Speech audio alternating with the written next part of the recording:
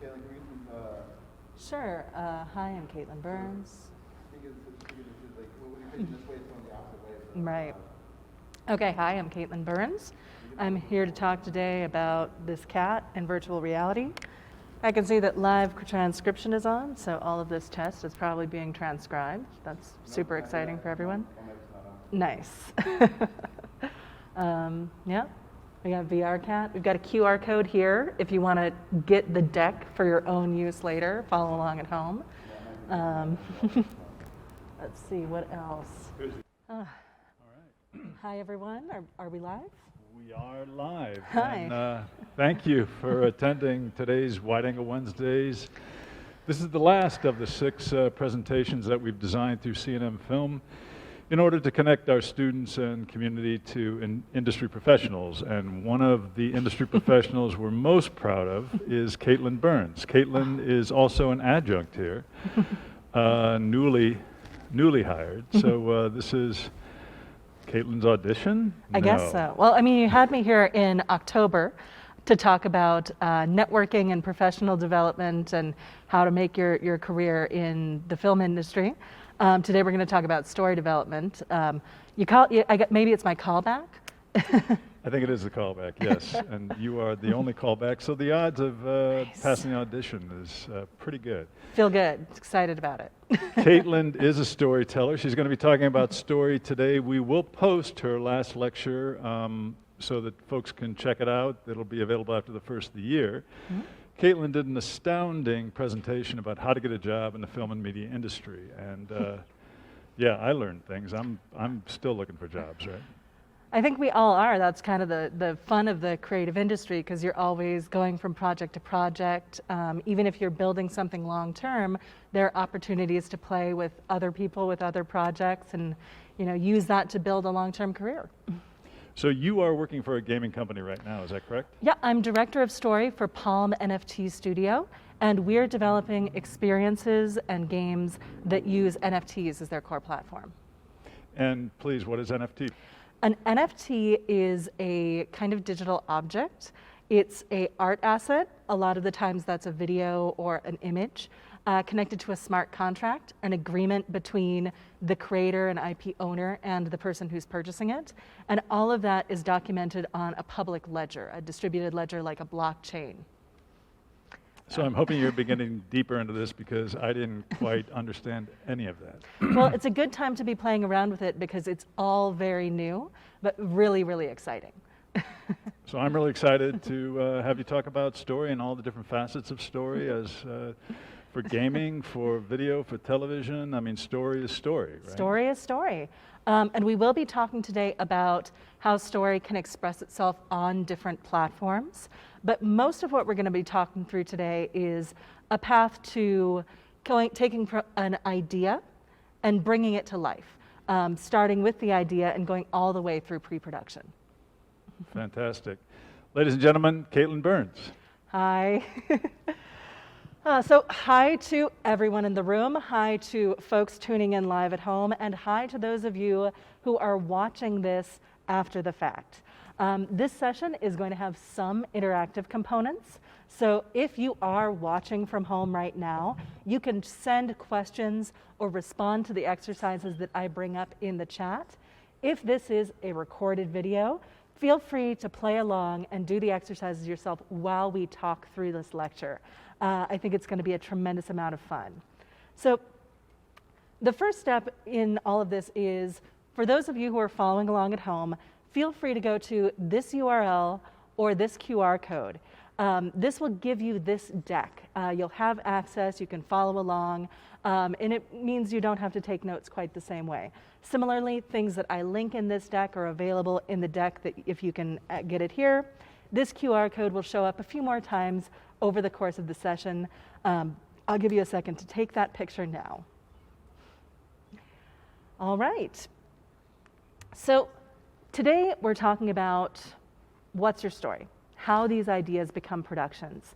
And to do this, we need to talk about what becomes a story, like what ideas tend to make great stories for different types of productions, the path to taking that idea from your brain, putting it down on paper, and turning it into a work of art that can actually be made and find a life with audiences.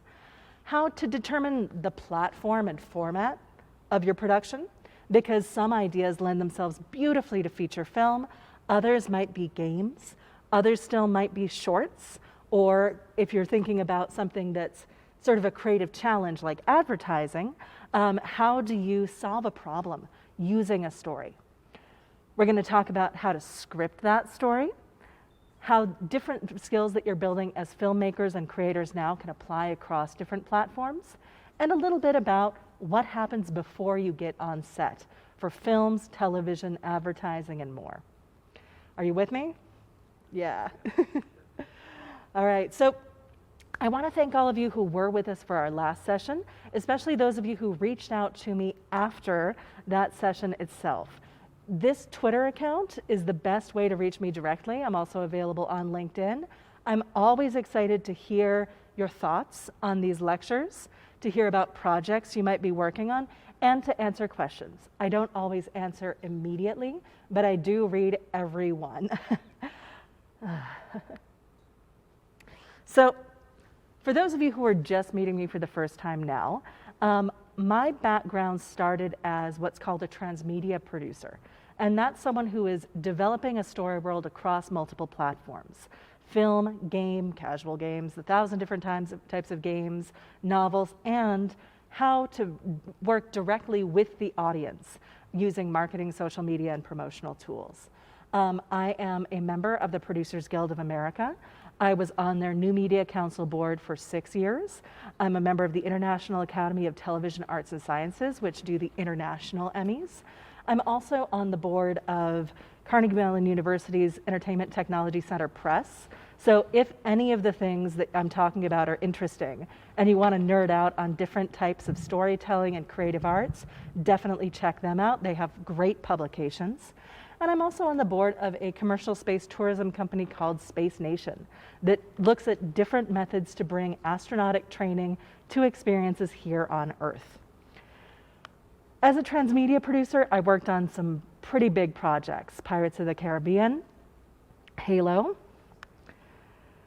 Avatar with James Cameron, Tron Legacy, Disney Fairies, Teenage Mutant Ninja Turtles for Nickelodeon, The Happiness Factory, which was a really big advertising campaign for the Coca-Cola company, UNICEF Kid Power, which was a 21st Century Pennies for UNICEF program that connected kids here in North America and in Europe with tools that would allow them to get active and earn points that were turned into ready-to-use therapeutic food delivered to children who were around the world dealing with malnutrition. Space Nation I talked about a little bit, but I've also been an on-set producer. With Rolling Loud, we did a fantastic full 360 live stream, 360 stereoscopic, multi-stage, multi-camera setups. It's one of the most ambitious shoots I've ever worked with, because when you're doing 360 filming, the size of the files are orders of magnitude larger. The challenges of doing that as a live broadcast, really big, but the same kind of problem solving and design thinking that we're going to talk about today as we think about stories applies to these really fascinating shoots, about the way that you set up your cameras and your shots, and the way that you might be able to consider adding something to your cinematography, to your direction, and something new that's going to come from the process when you take a step back and think about the audience, the human on the other side of the project. I also curate the Vancouver International Film Festival's Immersed slate. I promise I don't do all of this all at once, but VR, AR, and other immersive formats in competition and exhibition, it went into its 5th year this year. And I'm currently with Palm NFT Studios, developing strategies for big companies and big story worlds to be able to take their projects onto distributed ledgers and blockchains, but also find new ways for people to engage as audience members with their most beloved IP, with the story worlds they love, with the novel application of the fact that when you have an NFT, you can buy and sell it, and therefore the audience is finally integrated into the financial future of a project as well as its creative development and the fun of watching your favorite characters come to life. So that's a pretty long story. That was me talking a lot. What I want to talk about today is your story. What is it that gets you interested, gets you excited, and how is it that you can step by step take those ideas to the next level?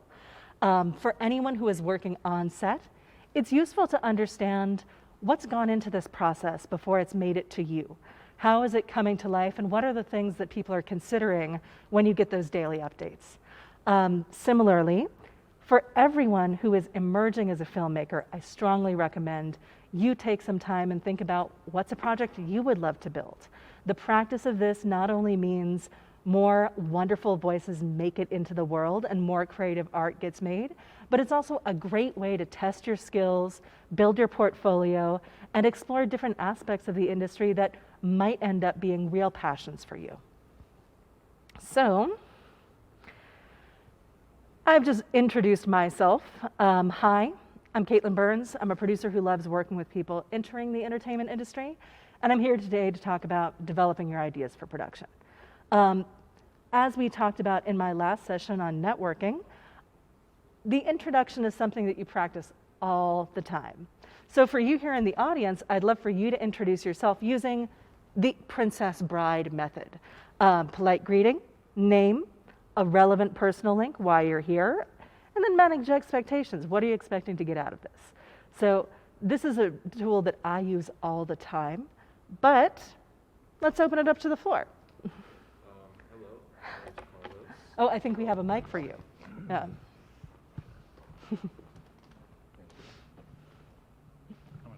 All right, word. Well, hello, my name's Carlos. I'm really interested in storytelling, and I caught this from a post, and it made me really want to come down here and try to expand that network. So, I'm so glad you did. Thank you for coming, Carlos. thank you. Yeah, thanks for having me. Let's see, anyone else? I think we'll move on. For those of you who are watching at home, feel free to do this yourself in the chat. Let's see, I think we might have one or two.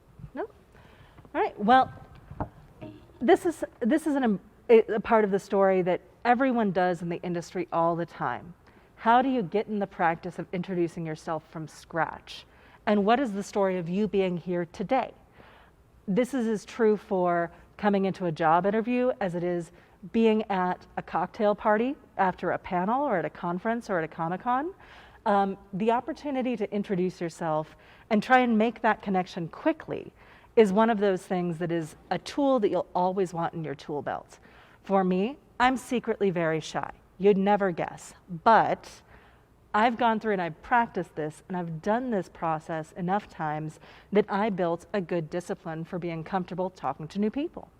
And one of the great secrets of networking is everyone in the room is usually there for similar reasons because they're interested in what's going on. They want to expand their personal network. At a business event, everyone's there with business in mind. But everyone comes in with these insecurities. Everyone is coming in a little bit awkward about mingling and meeting new people, and everyone is open to conversations as long as people are willing to put themselves out there and start them. So this is a great way to get started, a great format to use, and we'll see some of these structures, beginning, middle, end, personal connection, and purpose come up again and again in the way that we tell longer stories. So,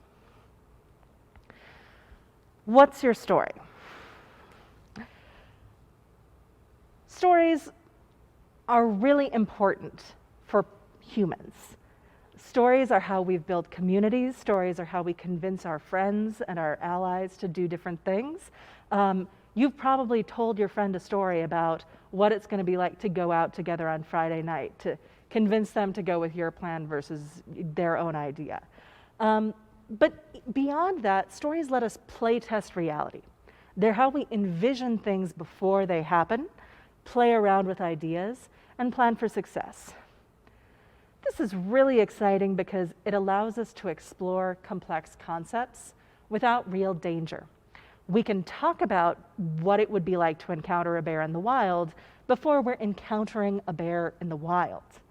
It allows us to share that information with others and get good feedback. What would be your advice about dealing with this bear that you've suddenly met? Has someone you know met a bear and they live to tell about it? All of these things are tools that every human has an innate understanding of, even if they don't choose storytelling as their profession. So when we talk about creating a story or wrapping a story around an idea or a theme, it's something that everyone has a capacity for. Practice, structure, and working with others is how you take that idea and that story and bring it to many more people. So a feature film might be seen by hundreds of millions of people. A console game might have a similar number of audience members who each spend 20 to 100 hours playing in that story world. Huge, huge investments of time, not just by the storyteller, but by the audience who's invited into that space to play. Story is also how we, story is also how we connect to deeper questions and themes. What is it about each story that we're taking away with us? Because the idea of playtesting these stories is it's giving us something tangible, whether it's a goal, an emotion, a connection. It's adding to the fabric of our life. It's adding to the way we perceive the world, and it lets us ask the bigger questions of existence, again, without huge dangers to ourselves or others. When we talk about telling a story as a production, as something that we expect to bring to audiences, that we want to think about also as a business, because we're here to talk about a story business context today. No matter what platform it's on, whether it's film, game, advertising, interactive, immersive, physical theme park environment, we're dealing with several different factors, all in balance. We have our creative, artistic concept and core artistic themes, the big vision of what we want to achieve. And those are balanced on the other side by our actual resources. What is it that we have to make that come to life? Our skills, our practical material opportunities, and our budgets. Most of the time, those big artistic ideas are constrained because the time, the budget, the resources don't allow us to go bigger, not because the idea itself lacks merit. All of that, at the end of the day, all of those things that are above our balance beam here mean absolutely nothing if it's not something the audience would want to engage with. Who is the audience for this? Do they engage in the sort of production and play that you want to pursue with them? And how are you going to invite them into that world? So the big picture is, how do we balance artistry, our resources, and create something that ultimately the audience is going to want to engage with us with in conversation, in creation, and bottom line, will want to pay for the privilege and opportunity to spend some time inside. So, for me, having worked on many different platform types, with many different teams building different types of experiences, the thing that is in common throughout them all is a human audience member.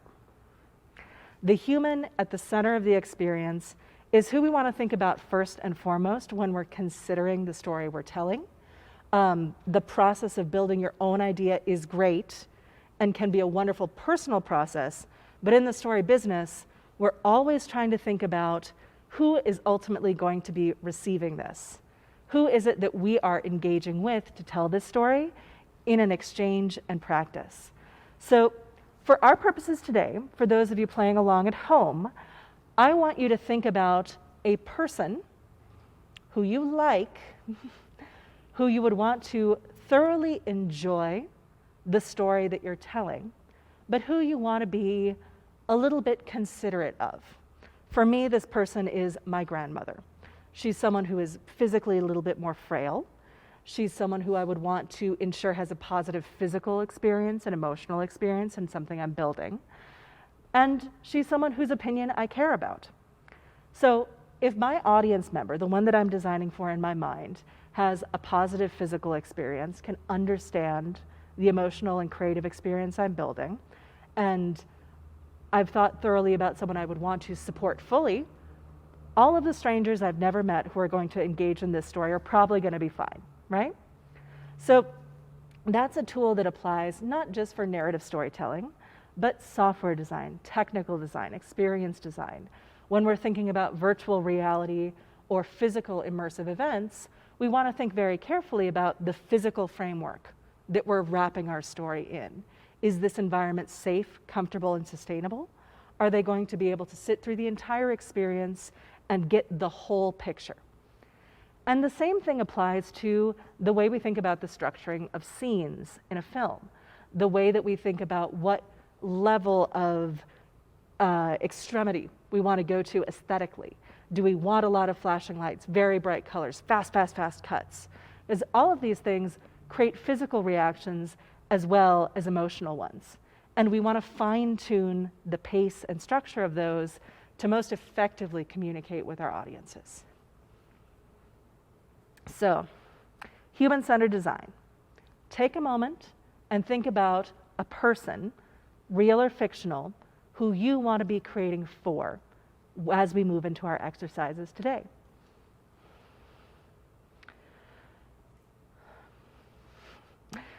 All right, now we're getting into the meat of the whole thing. The best ideas solve real problems. I'm going to show us a little video about a really amazing idea, one of my favorite ideas ever. And hopefully you'll be able to watch along at home with us. So, once upon a time, there were a set of apple farmers in Washington state. They figured out a way to get apples all the way across their orchards using basically a really long potato gun, a vacuum that was able to shoot the apples across long distances, but also, and most critically, would land them softly enough that the apple didn't bruise. In the same area, these mammoth dams block the path of salmon that travel upriver to spawn. They thought, if we could do this with apples, what if we did this with fish? They tested it out using frozen fish to start, and then were able to work steadily to implement on increasingly large blockages of rivers. And later were able to implement this in a way that now allows fish to traverse these gigantic vertical cliffs that dams represent to get upriver. Also has one of my favorite company names in all of time, Whoosh Industries. Tells a story in and of itself just with the company name. But this idea and the story around it is taking a problem from the real world and finding a really creative way to solve it, right?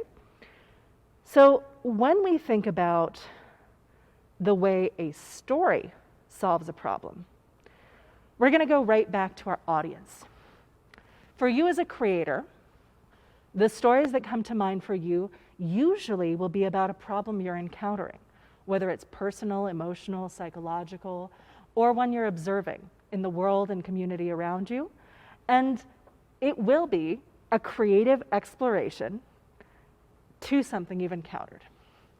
Now, some of the most successful projects ever had very specific visions of the problems they were solving. Sesame Street, for example, once upon a time, there were huge difficulties with early childhood literacy in the United States. A bunch of folks who had worked in advertising and worked in publishing and had worked in education were at a cocktail party one night and bemoaned, my kid is running around and can remember the Alka-Seltzer jingle, but is having trouble remembering ABCs and phonics. Well, this led to not only solving a problem, but finding the solution, using the same creative tools that advertising jingles used to make memorable moments to sell products. Sesame Street employed to help teach young children literacy and numeracy. And with that in mind, created a model that allowed for early childhood education to come directly into people's homes. The Wire is one of the most critically lauded long-form television series to date. It's studied at Oxford, Cambridge, and Harvard, and explores the different layers in a single city, from black market economies and drug dealing, to policing, to politics, that all intermingle in human stories that give a much broader picture than a traditional crime story. Now, this wouldn't have looked the same had it been built as an episode-to-episode serial, the same way we might have seen a primetime cop show in the 1990s, where each episode has to stand alone. The Wire, because it could tell a very long story, was also able to tell a much deeper character study, not only of the characters that it shows, that you follow through their storylines, but of the character of a city itself over the course of multiple seasons, where the viewer spends 60 hours learning through the eyes of characters who live in the environment about its culture, the structure of the problems they face, and different ways people have tried to solve those problems for better and worse. And finally, another great example of something that's solving a problem. Kim Kardashian's Hollywood was a really record-breakingly profitable casual game. Now, Kim Kardashian is an influencer, huge audience, and the game company that was working with her noticed that there was a huge gap in the market for casual games. It's well documented that female players represent a huge market in casual gaming, especially on mobile phones and tablets. But at the time, there were almost no games built specifically with female audiences in mind. And this is a course of months and a category of games. It's not to say that there aren't great games for women being made all the time. But recognizing that Kim Kardashian's target audience and the target audience for a specific kind of game, role-playing and time management, had a beautifully mutual union, they created a game that was engaging, drew millions of people, made a tremendous amount of money, and really took off like a blast in the air. Not my best analogy. That said, looking for opportunities, looking for problems that you might solve with a story or a business idea is what we all do as we're thinking about stories in the business. This is as true for films and television series as anything else. And when you go to a market where people are looking to acquire films or acquire television ideas, the people who are doing that purchasing will have very specific things they're looking for based on their analysis of the market, the demographics that they're going for, and what's really important to those people.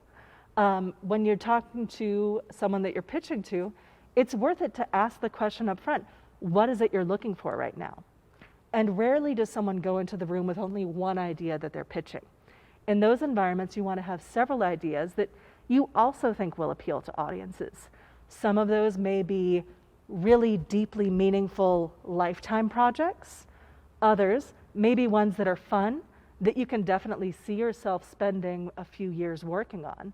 But that big lifetime dream project, like James Cameron's Avatar, that took James Cameron 20 years to get greenlit and off and running, tend to be ones that emerge over time, that require time to build up to, and may or may not fit the target for something in the story business right this moment. Other projects, really explicit about what they're trying to do, and documentaries are often really excellent at connecting what they're saying to the specific audience need. Do Not Track.doc is an amazing interactive documentary that over the course of a few episodes takes you inside the way different websites track your activity on the internet. DoNotTrack.doc.com takes you right there, very explicitly in the title. You understand immediately what it's talking about and its core themes. The Enemy is a very different experience. It's a virtual reality and augmented reality experience that takes combatants on opposite sides of specific conflicts around the world and puts them in the room with you at scale. Using 3D volumetric scans, they've captured the full real bodies of combatants, and they've asked them a series of interview questions in common, putting you face to face with someone at scale in a physical environment that invites you to walk around and get up close and personal, gives you a very different audience experience than if you were just watching this flat on a screen. Similarly, being able to walk and see those people together in the same room with you there as a person in a simulated environment gives you a very different perspective on who those people are as people. In some cases, the people who he actually documented, it was the first time they'd ever spoken to someone on the opposite side of the conflict. And the only relationship that they have with one another is through this piece of art or potentially in a firefight on a border. The idea of putting you face to face has a very visceral meaning in this particular execution because its goal is to humanize and give you that same feeling of a direct relationship as the interviewer has getting to know someone in person. So what question does your story ask? Carlos, and for those of you who are joining us at home, we are about to go into the lightning round. Again, we've talked about how everyone has some capacity to tell stories, and everyone is a very savvy listener and understander of storytelling. So we're going to talk about what are the central themes of different stories. What is the solution that they're presenting? What is the problem that they're solving? What are they about, right? So here's our first example. Pirates of the Caribbean. What's this about? Yeah, hang on, do we have the mic? All right, so obviously we've got some pirates, right? We've got some pirates that's going on. What we're looking for is what's underneath the surface of this story. What is the story of every one of these pirates, every one of these colonists about? Definitely William, it was kind of like about a coming to age, and same with Jack Sparrow, he was trying to like get redemption, getting his ship back and stuff like that. And he was trying to really, I would say each kind of character had their own theme or allegory going with the story. Absolutely. Every character you find in a story is going to have their own path and their own meaning. But what do all of those characters and all of those allegories, what are they all up against? I think it's just the main thing, man. I have to rewatch this movie also. It's been No like worries, 6 years, but they're really trying to stop the dead from coming, right? They're trying to stop this curse and make this So kind of just save the world in a sense, like, or save the evil from purge it in a way. sounds good. And you might want to keep that mic there because we're going to be talking through a couple of these. So this one, I've got an inside track on because I worked on these films. So what the general story here is, we've got pirates, we've got these wild beings. This moment is one where we have this great wild exploration, where on one hand, we have the wild, chaotic forces of myth and legend, like our Davy Jones, our immortal pirates, our cursed skeletons and deities. And on the other side, we have the forces of order coming in, colonization, structure, the empire. And our characters are in the center of that, and they're trying to balance their own way through the wild forces of chaos and the forces of order that are coming in and trying to impose themselves on people's lives. That's throughout the series. That's the whole series, and that's kind of what I'm getting at here. Every story that you see in the Pirates of the Caribbean universe, whether it's a game, whether it stars Jack Sparrow, whether it's about Elizabeth Swann, the Pirate King, are all looking at this tension between order and chaos, wildness and complete control. And that's the big picture here, because that's something that we all encounter in our own lives too. Do we want the wild passion, or do we want structure and discipline? At different times, maybe we may want one or another, but in the center where that balance is where we live our lives, constantly going back and forth like Jack. Star Wars. Again, what is the central theme that every character and every story in the Star Wars universe is trying to talk about? I would say that, for me, Star Wars is like more of that protagonist structure, kind of really telling the story of like Luke going through his character development until he finally hits his like potential point at the end of the third movie. Sure. I guess every character is kind of just trying to help him on the way of that, or in a sense, they're all trying to do the same thing. They're all trying to help this bigger cause, chaos versus order, in a way like the Rebels versus Empire.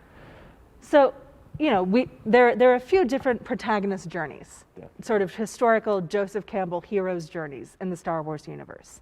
We have Luke Skywalker, Anakin Skywalker, Rey. What is it that Luke is specifically told that he is going to be able to do?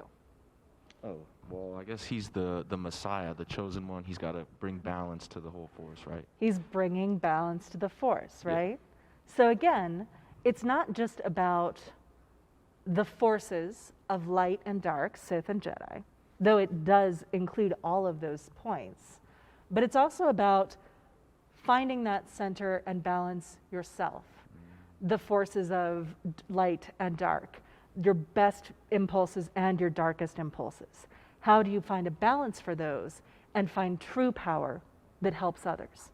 Every character in the Star Wars universe is fighting to find that balance between ambition and total service, between a virtuous life and a powerful life. Light and dark in balance, always at the center of Star Wars stories. So this one is not about balance, but let's talk about the Avengers and the Avengers universe. Have you seen a Marvel movie before? No. So we now have several dozen Marvel movies. What are these Marvel movies and Avengers movies about? I would say they're definitely like about teamwork and like how to kind of join and become a unity, even though you're all different and have different abilities or whatever. And they're all to kind of show you that you can all do something amazing if you join forces against something or something like that. Spot on. No matter how powerful you are, you're more powerful when you're working with others, right? Yes. Perfect. Excellent job. So before we move on to our next point, I'm going to set some parameters for today's exercises. And this is true for you in the room and for those of you at home. Even if your story is R-rated, your pitches should be all audience. And this, as a general rule, is true in all of your business pitches, even if you're talking to someone who is a horror artist. The pitch itself should be appealing to all audiences. You shouldn't lean into obscene language, graphic violence, or graphic sexual situations in your simple pitch.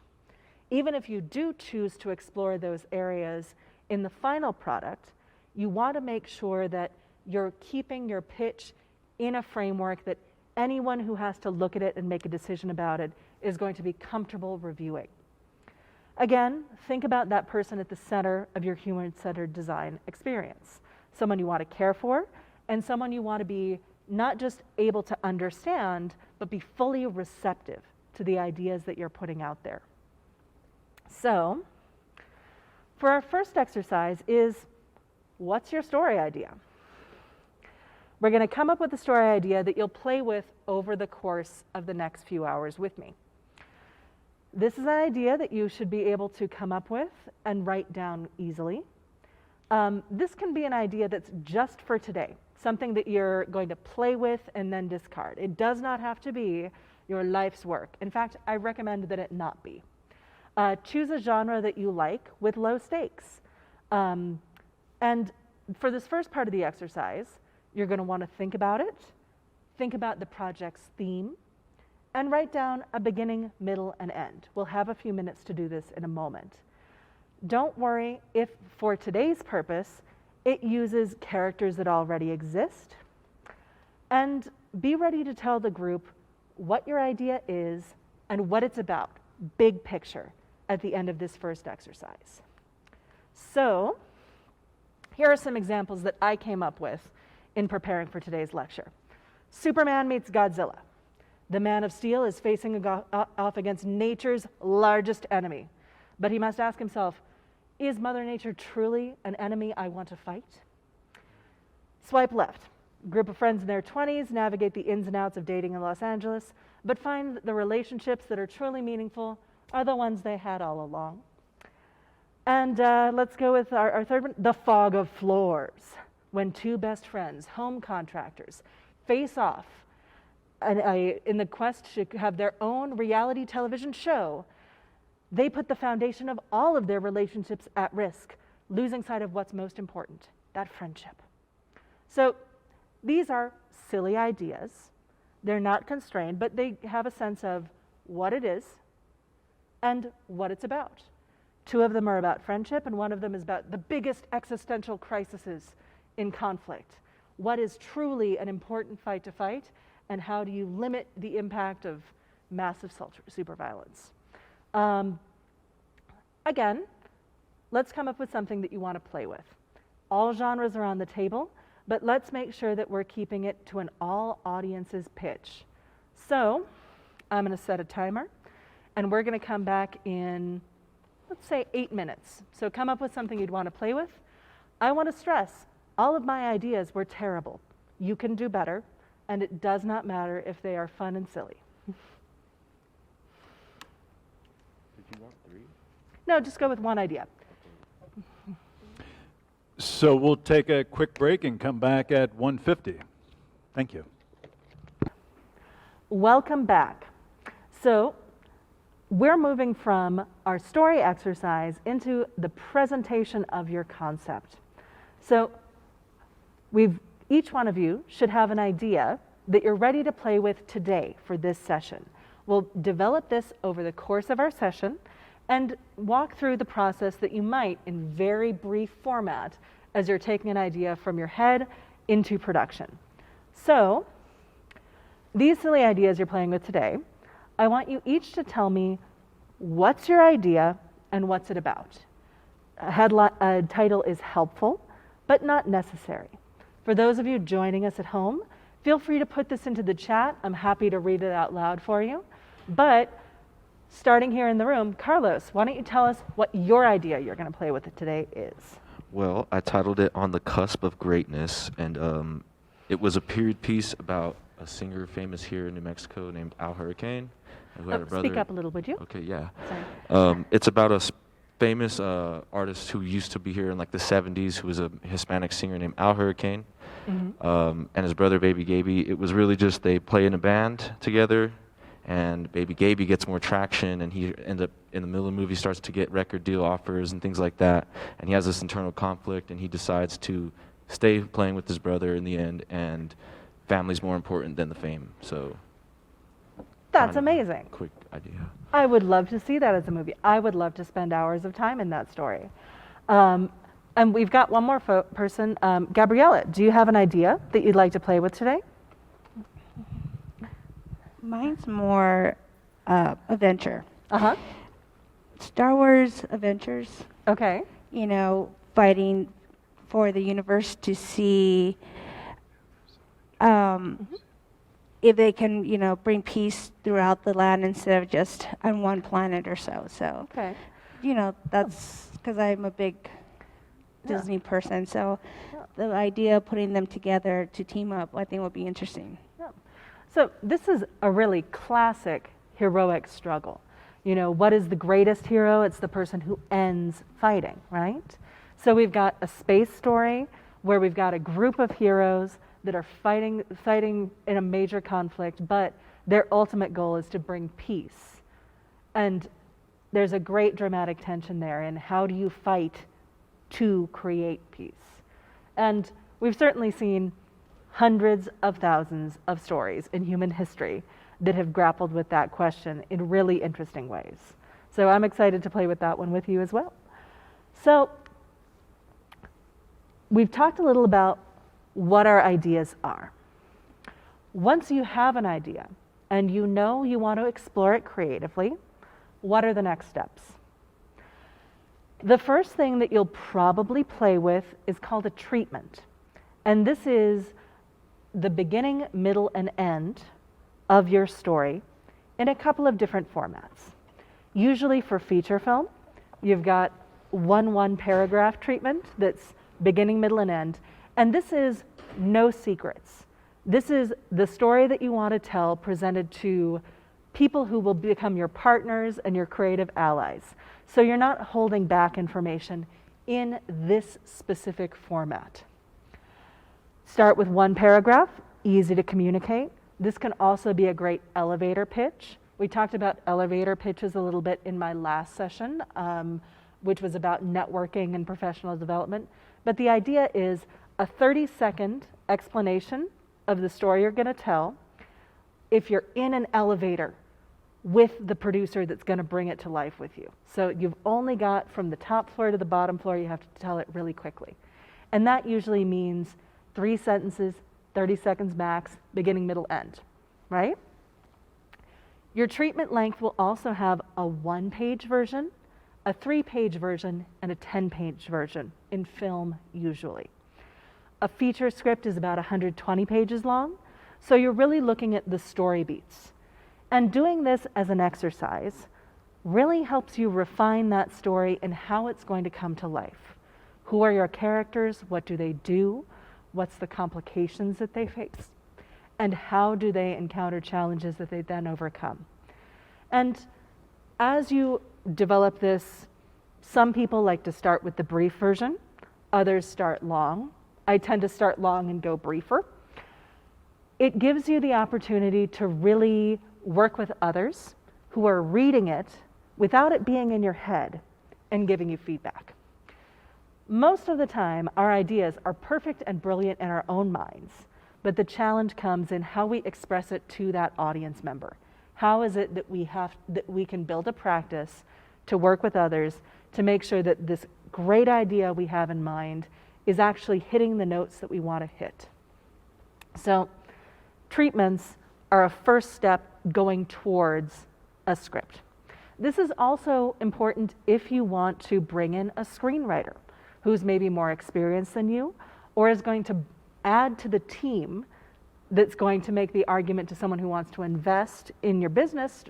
The story that you're telling in the entertainment industry is a business, and the group of people that you put together on that team helps show that this will be a successful one, that you'll be able to execute your creative vision, bring it to audiences, and that audiences will want to engage with it. So treatments anyone can start with, no matter who you are, and producers are often the originator of ideas who will build these into treatments and then bring them to other team members that finance, structure, and produce those films. So it's worth taking a moment and talking about producers. In the film industry, there are dozens of different subsidiary types of producers. We hear producer a lot, but there's a difference between an executive producer who is, and all of this is available as sort of crediting standards on the Producers Guild of America's website, producersguild.org, if you have an interest. An executive producer is responsible for the full production of the work. They're kind of like the CEO of the project, or up to 33% or more of the financing being gathered. So you see executive producers with a PGA after their name. Those are producers that the Producers Guild has gone through and looked at the production and seen that that person actually ran the full production. They were the ones doing all of that administrative work, all of that core work to develop the story, produce it, bring it to life.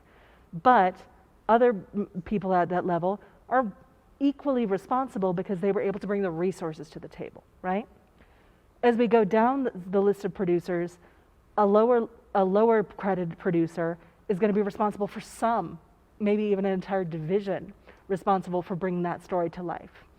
And as we go down the chain, we also see line producers who are responsible for work on set, and a variety of different responsibilities that get put into different roles within the producing team that add up to the whole project. When we talk about other industries, those job titles actually change. A producer in advertising, for example, is much more likely to be akin to an associate producer or a line producer in terms of responsibility. But an executive producer in the film industry is like talking to the CEO of a company. You with me so far? So one of the things that is often true is you'll have development producers who are developing that idea, and then you have producers who take over once things are actively going into production on set, pre-production and planning, and into distribution.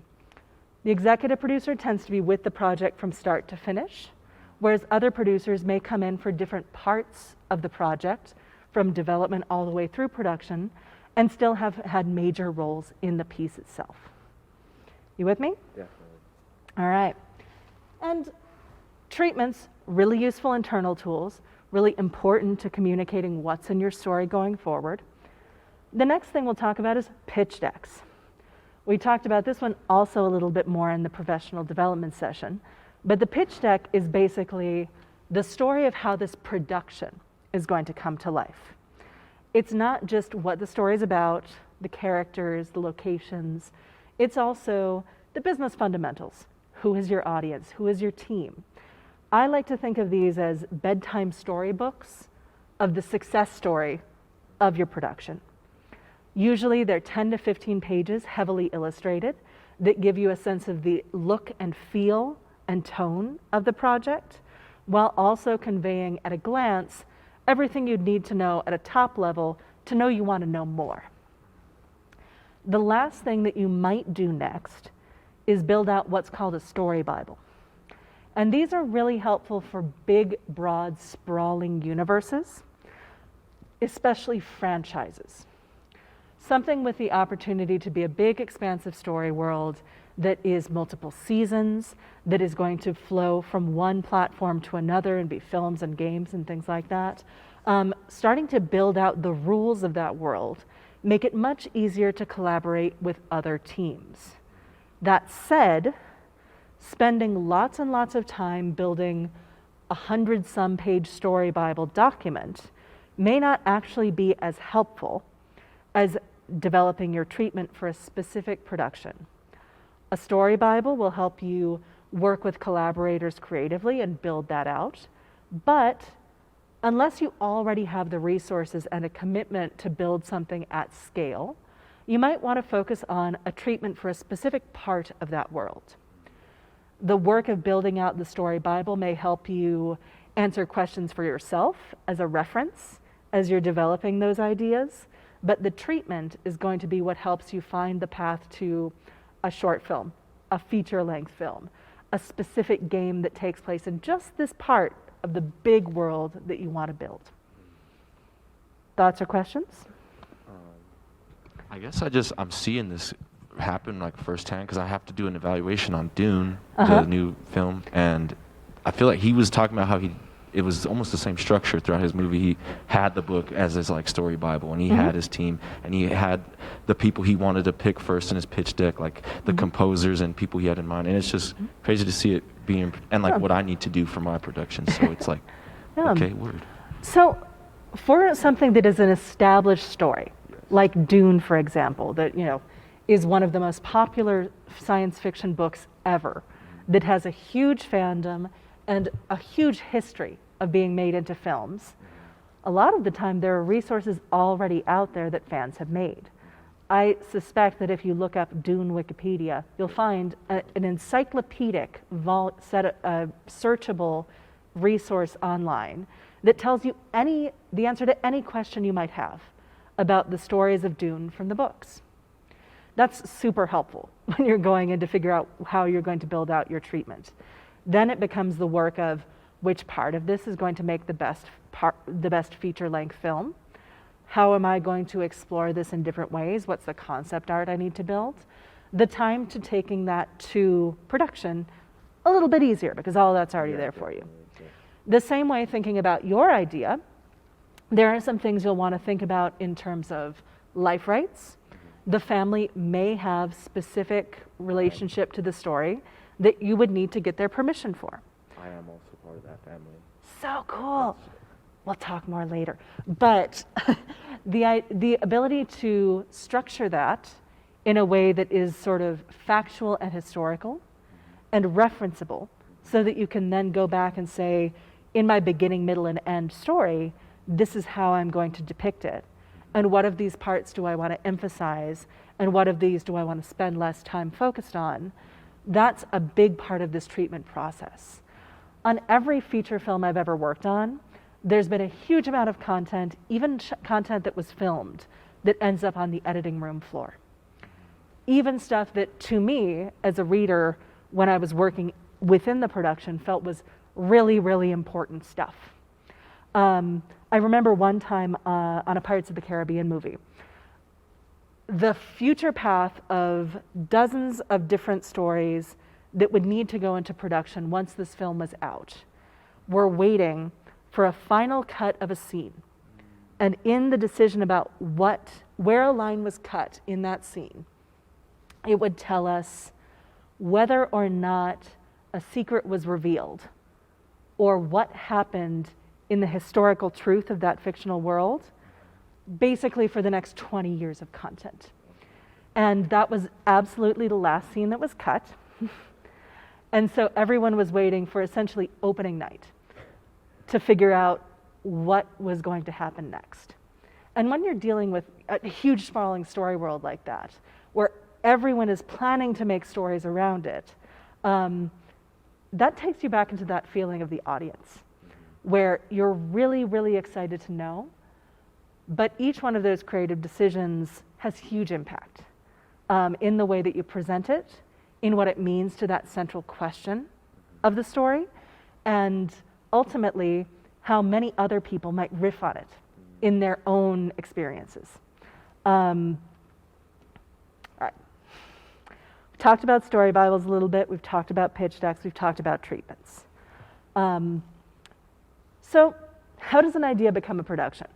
I've got a whole bunch of bullet points here, and I feel like we've spent a lot of time on our first one, but that's good, because spending time with your idea and figuring out what it's about, really about where you want to focus your time, ends up being the guiding star for everything you do afterwards. So we take our idea and we start to refine it so that we know what it is that we're going to make together. And our first step is describing it to ourselves in detail and describing it to others. The next step is called development. And this is where we've taken our idea and we're bringing in partners, artists, and allies to flesh out the details around it to make it a stronger, better, more effective story. These are our first audiences for our story. And these are usually a producer, a director, a collaborator, a family member. Also, again, if you're going for something that's about real people, a documentary or a biography, for example, this is where you're also going to be talking directly with the people who have the right to tell that story, making sure that you have the formal agreement to tell that story, and making sure that the story that you want to tell is reasonable to everyone who's a stakeholder in that intellectual property life right. This is also where we start structuring our production. Usually somewhere between our idea and development phase, we'll have decided what we're going to make, whether that's a film, short film, web series, TV series, console game, interactive amusement park. You'll know what it's going to be, and that will determine who you reach out to next. So, and then over here at the bottom, it's easy to forget, but marketing, distribution, promotion, this is all of that audience stuff. Who is our audience? How are we? Is this something that they're going to want to do with us? and how we invite them in. That is going to be a constant refrain in what you're developing as a story business. Because all of the work that you're doing creatively and artistically, and in terms of production planning, hinge on the idea that this is something that audiences are going to be excited to engage with, will have value for them, and will ultimately have a sustainable and profitable end game structure. This does not mean that every piece has to be a global blockbuster that earns hundreds of millions of dollars, but you should make sure that the business that you're building will be able to return on an investment and ideally make some profit back to benefit the people who worked in it. So, how do we determine the platform for the project?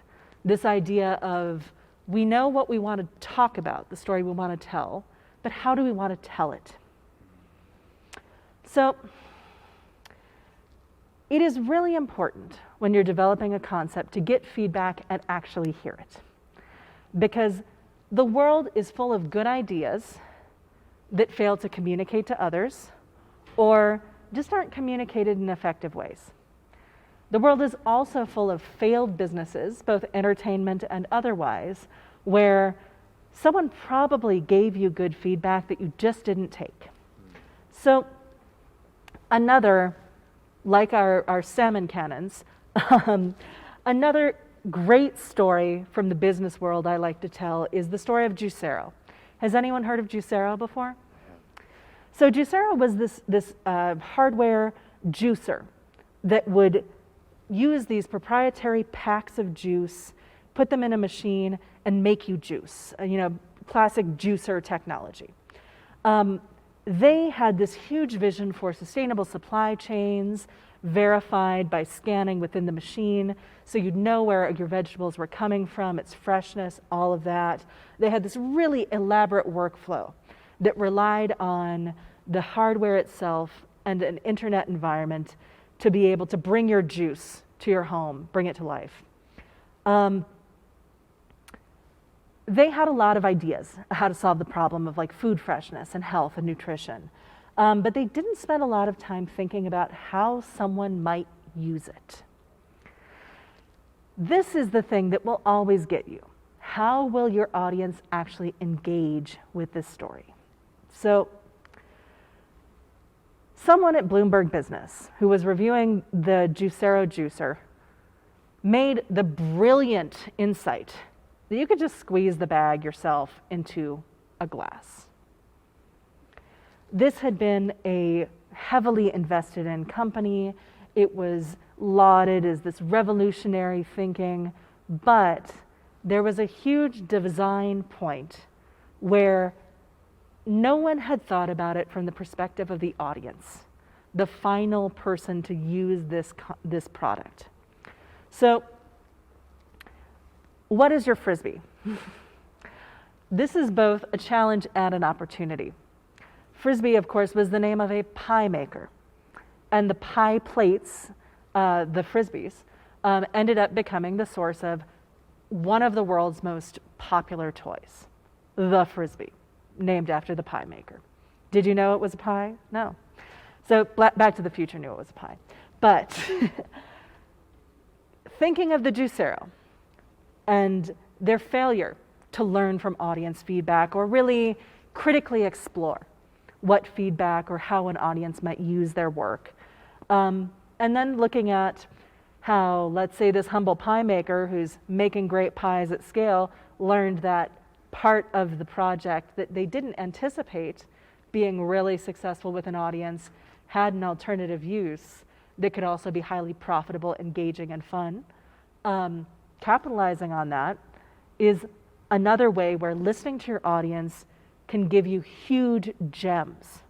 Understanding the feedback you're getting from the start of your process all the way through to once your work is out in the world and you can learn about what people love about it most that you didn't expect. This is everyone's job as a creator.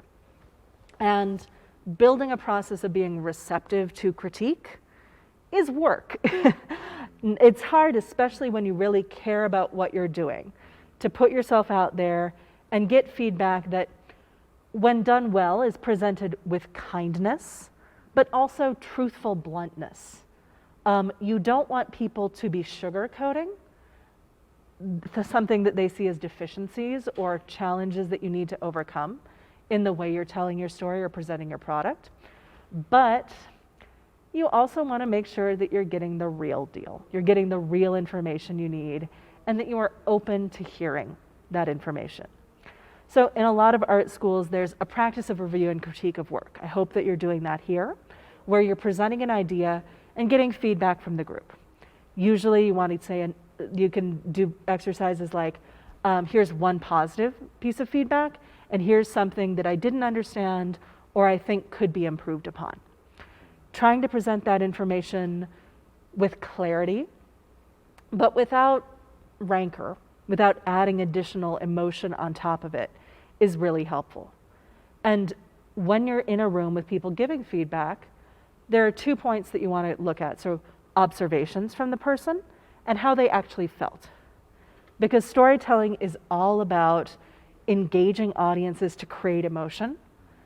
If someone felt an emotion, you want to know what it was.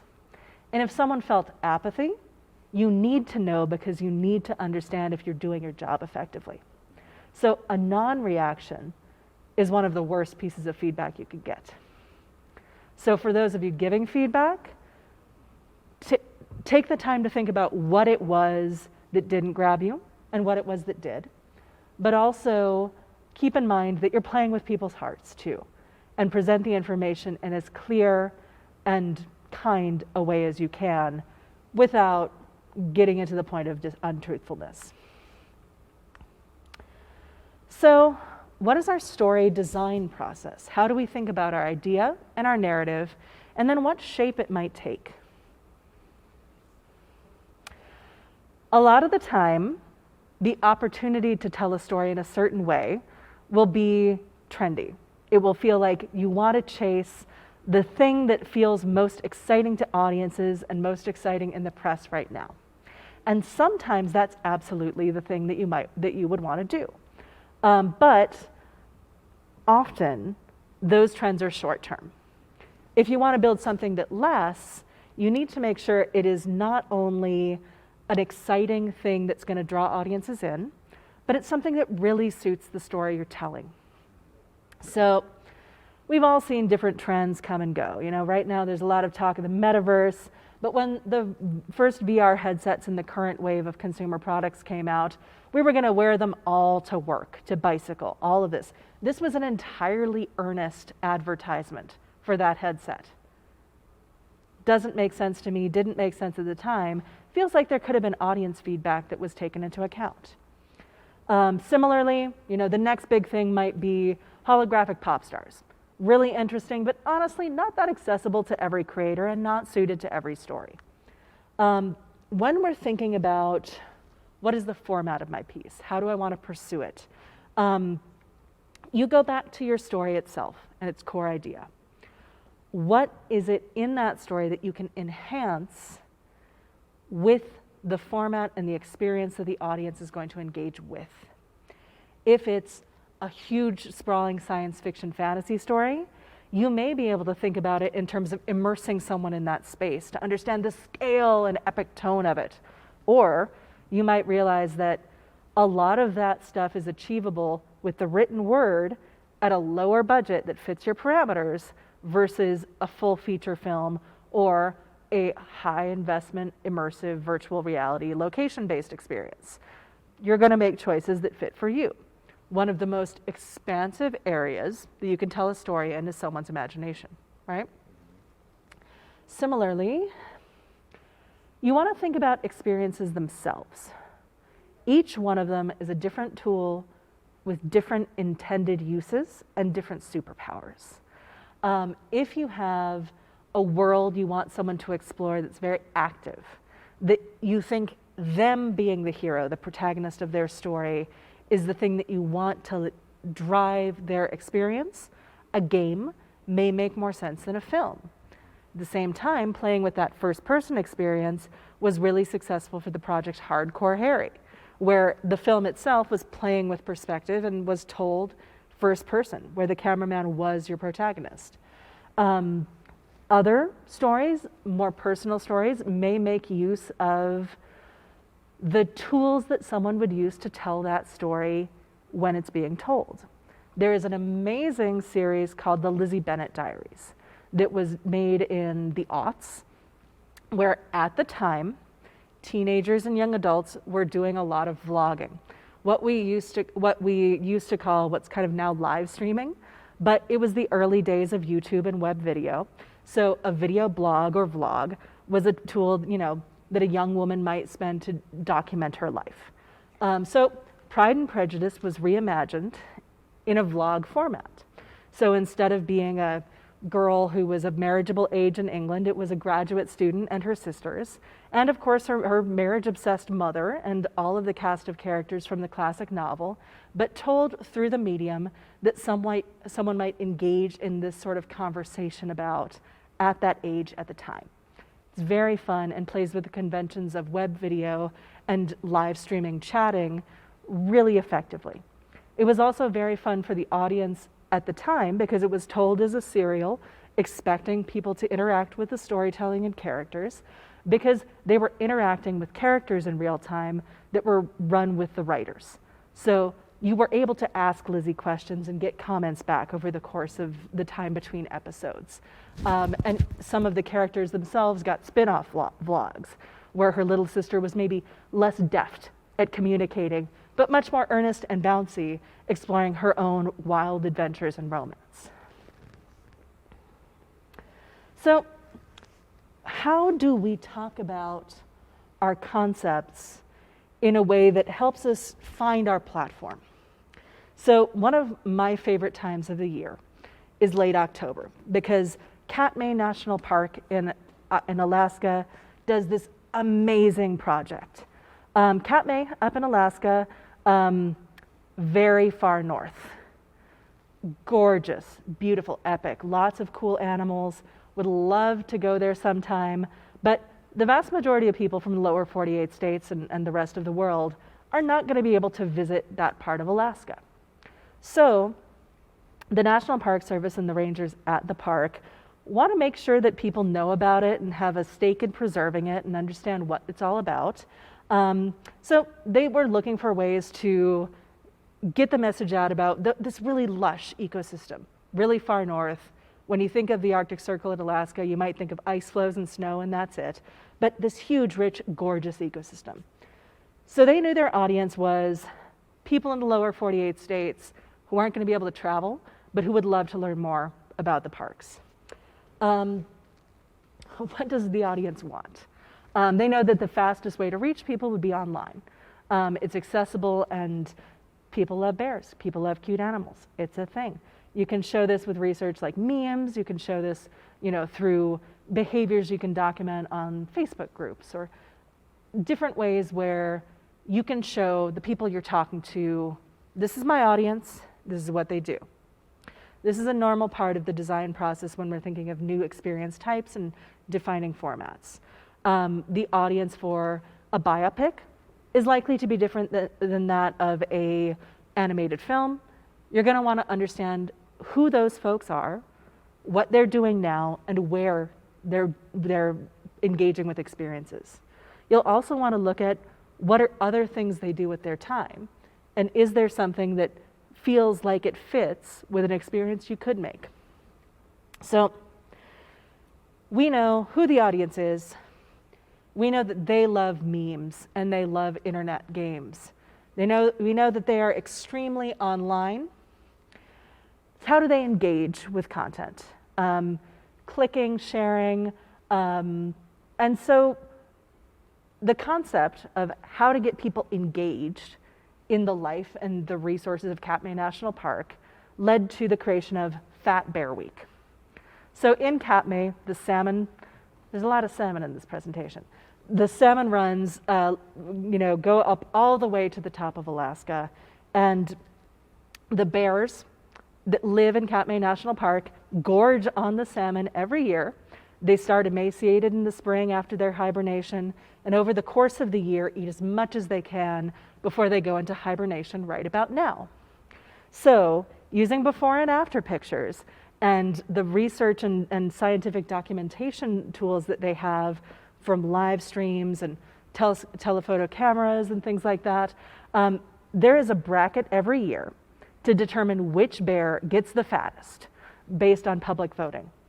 So there are fan favorites. A few years ago, 747 or Bear Force One was our winner.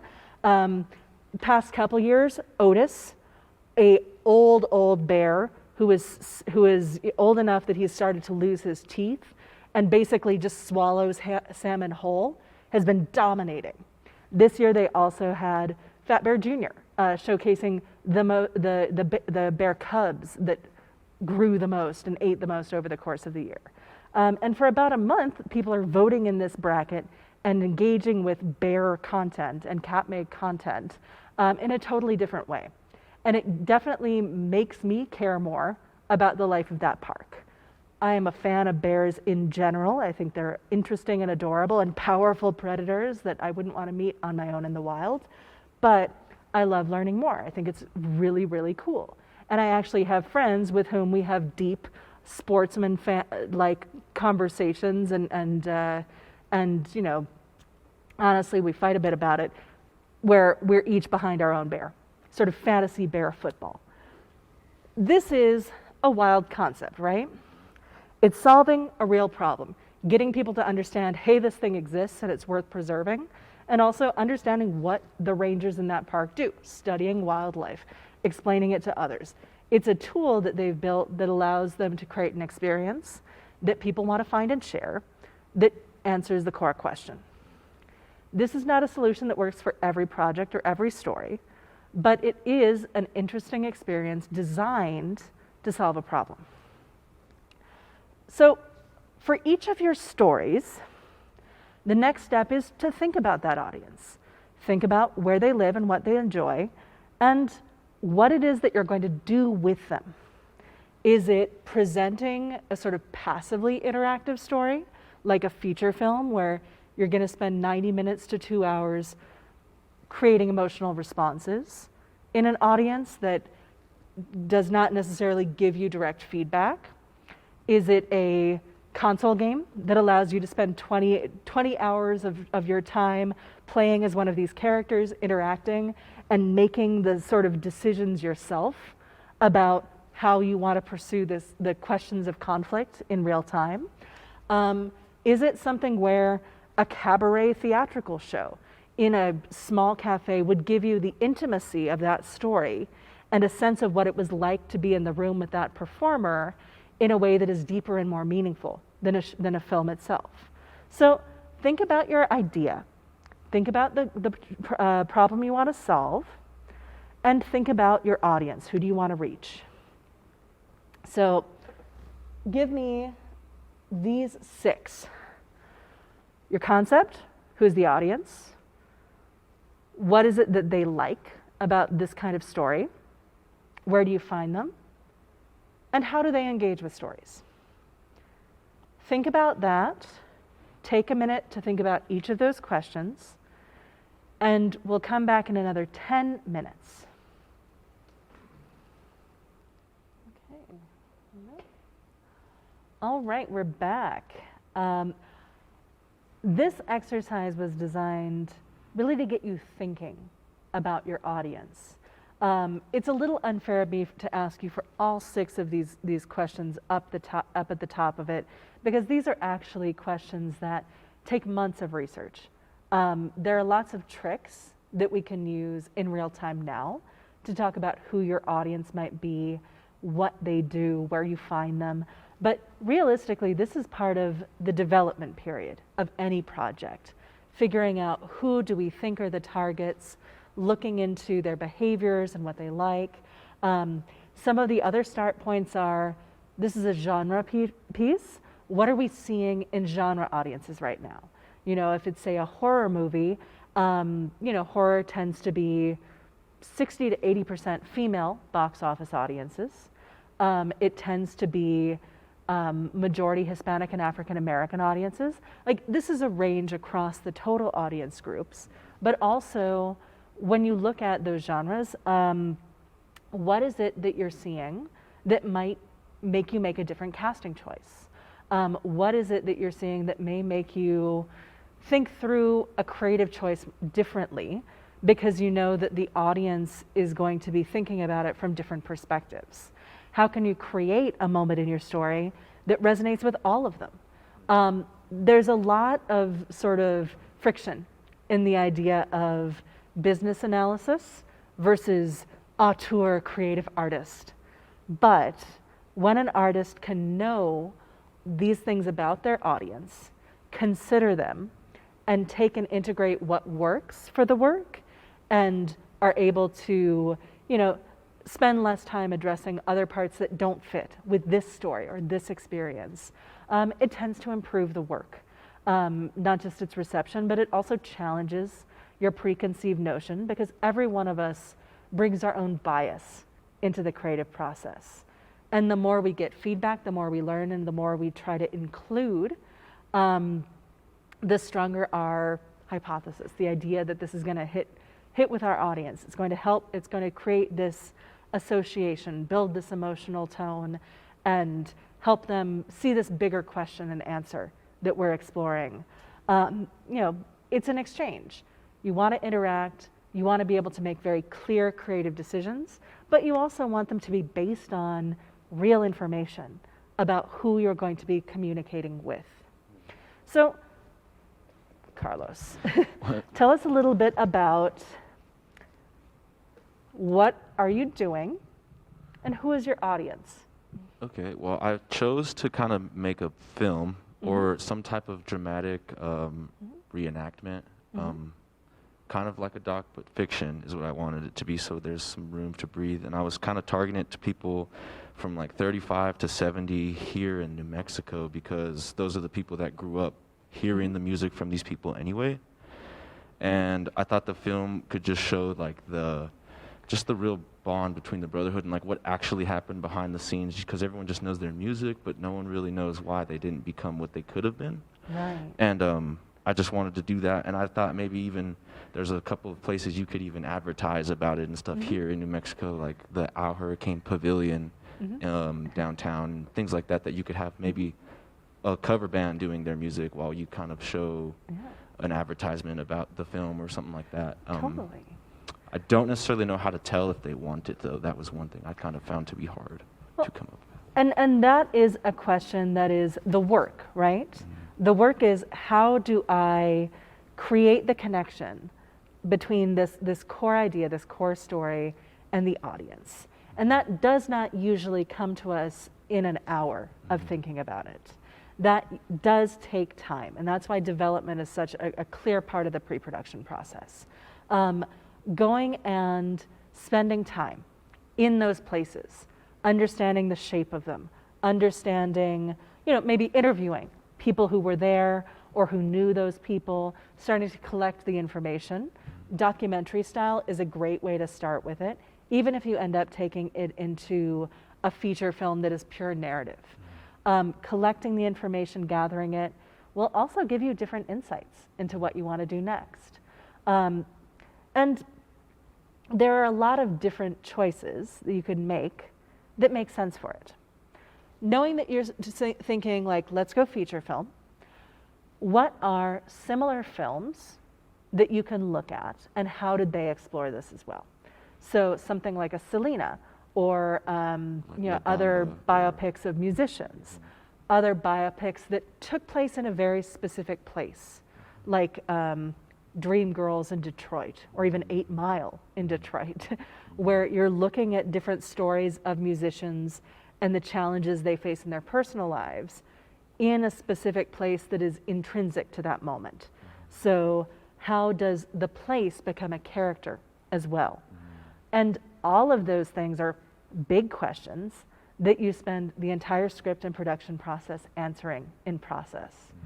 And again, going into that development process, feature film is a great choice, and you might also consider how it would fit for a theatrical. You might consider starting in theater and workshopping the idea the way a theatrical can, developing the script in a local performance, because again, you're talking about a specific place you have access to here in New Mexico. These are all ideas, none of which you have to take, but different ways you might choose to pursue the development of your concept in practice. Then, going back to your treatment, you would refine it as you go, adding richness based on the locations you must include.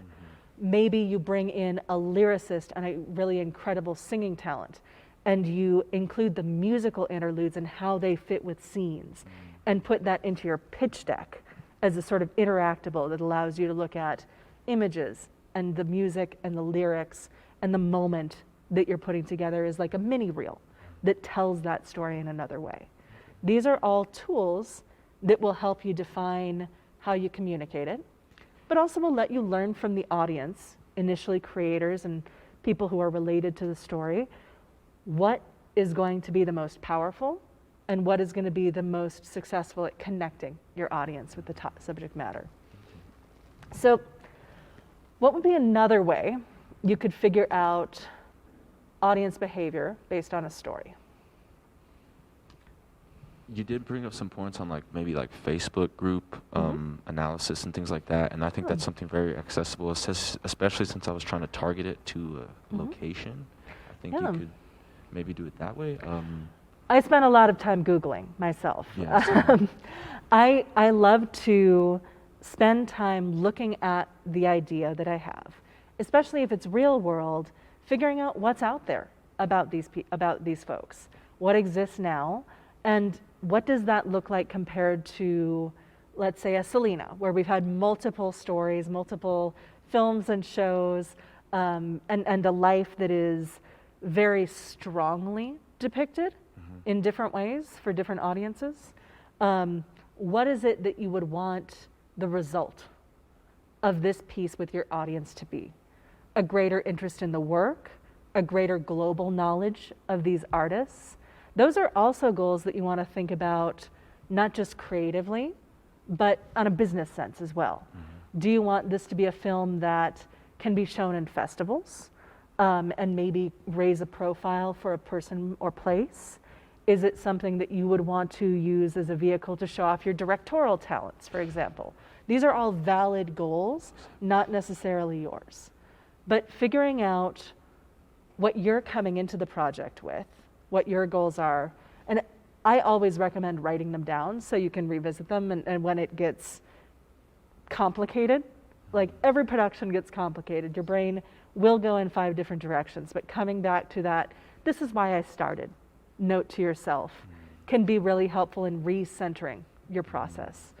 It'll also help as you bring in more people, because each person coming into your project will have their own goals. Each investor, each producer, each collaborator, and understanding how those fit against yours and how they complement the core goals for the project will be part of the process of building the business and the production. So let's take a moment and talk about the different ways that different groups will be presented and react to a project idea. So going from development to packaging, you're going to be pitching your idea to different groups. And some of these you may pitch to simultaneously, some of them you may only be pitching to because this is the right fit for the project. For feature film, packaging is very important. It is in flux because everything in the media world is in flux all the time, but especially now, but especially all the time. The idea of packaging is you put together the story, the team that's going to make it, and what its shape is. And you take that out to the different folks that are going to be distributing it. So the box office, theaters, airline on demand, international theatrical releases, and now cable networks, streamers, and other folks that are going to be distributing it after its initial release.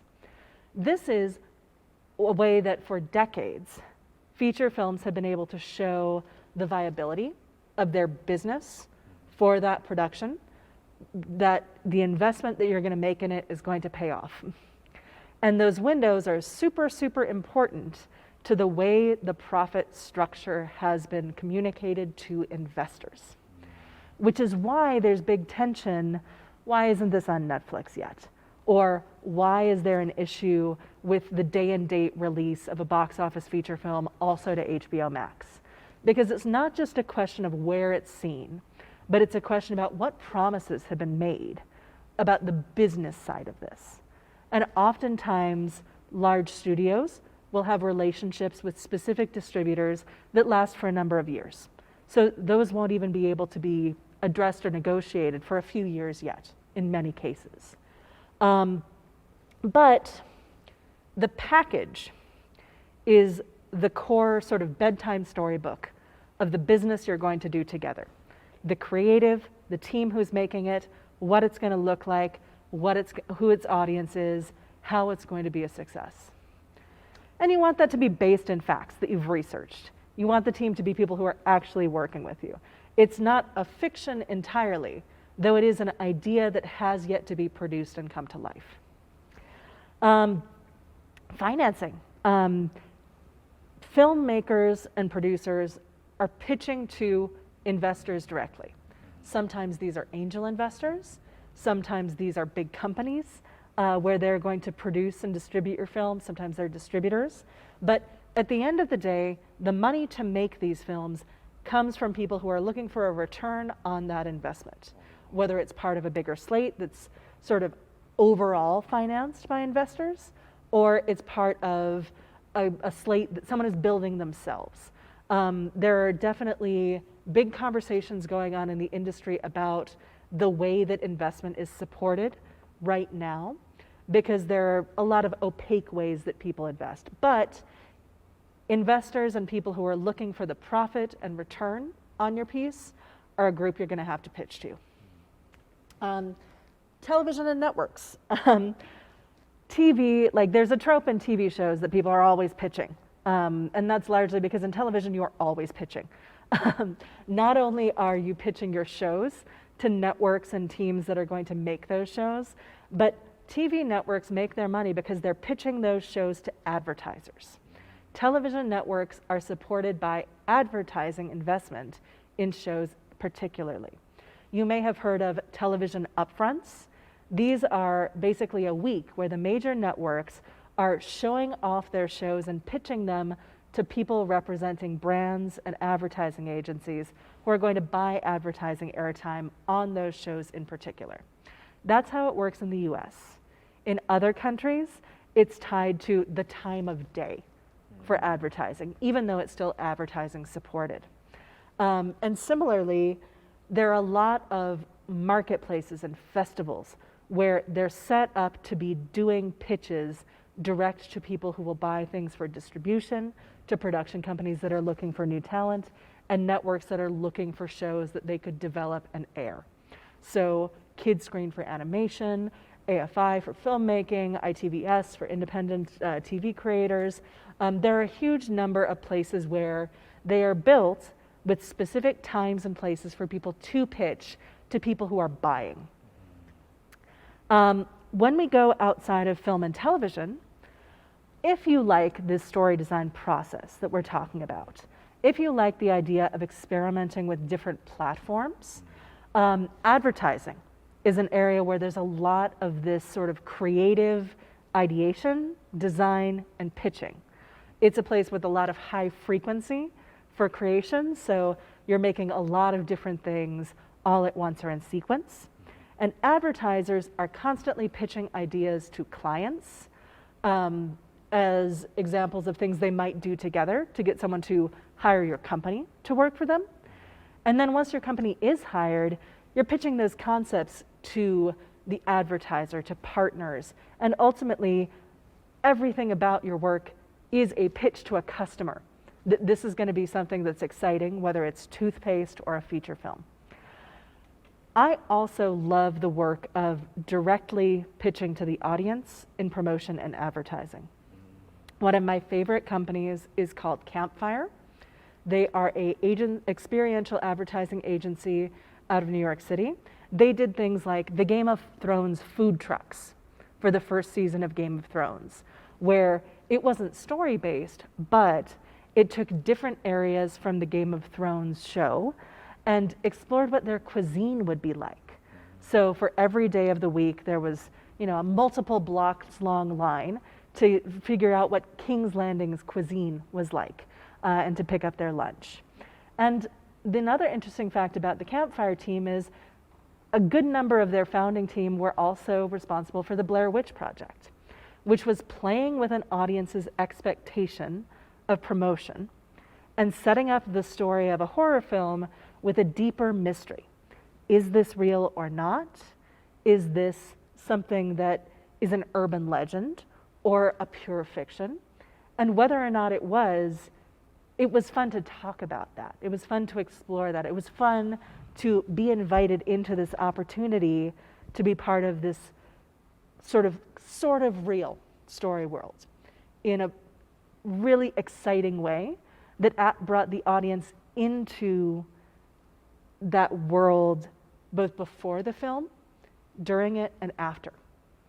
So the Blair Witch Project was one of the most successful independent films of all time, but most of its work, most of the people who went to see it came to see it because there was this website that said that this was based on a true story.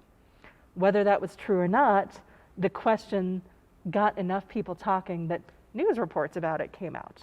They earned media attention, and that conversation grew much larger than the expense of putting up a website. The more ways that you can think about inviting audiences into your story in a friendly way, in a way that is responsible, the more fun and the more persistent the emotional impact of your story will be. So, we've talked about your idea. We've talked about how you develop that into a format. We've talked about packaging a little bit. This is the business moment. And at this moment, we really want to take a step. Hang on. And this is where we want to make sure that everything about what we're doing is really buttoned up before we go into the active work of bringing it to life. Before we go into the active work of bringing it to life, I want us to take a 20-minute break. This is our opportunity to get up, stretch your legs, walk around, and we'll come back and we'll dive more into the nuts and bolts of how we take this concept that we've decided to make, we know what we're making, and bring it to life before the set. So 3:15 we'll be back? Oh, definitely. Yep.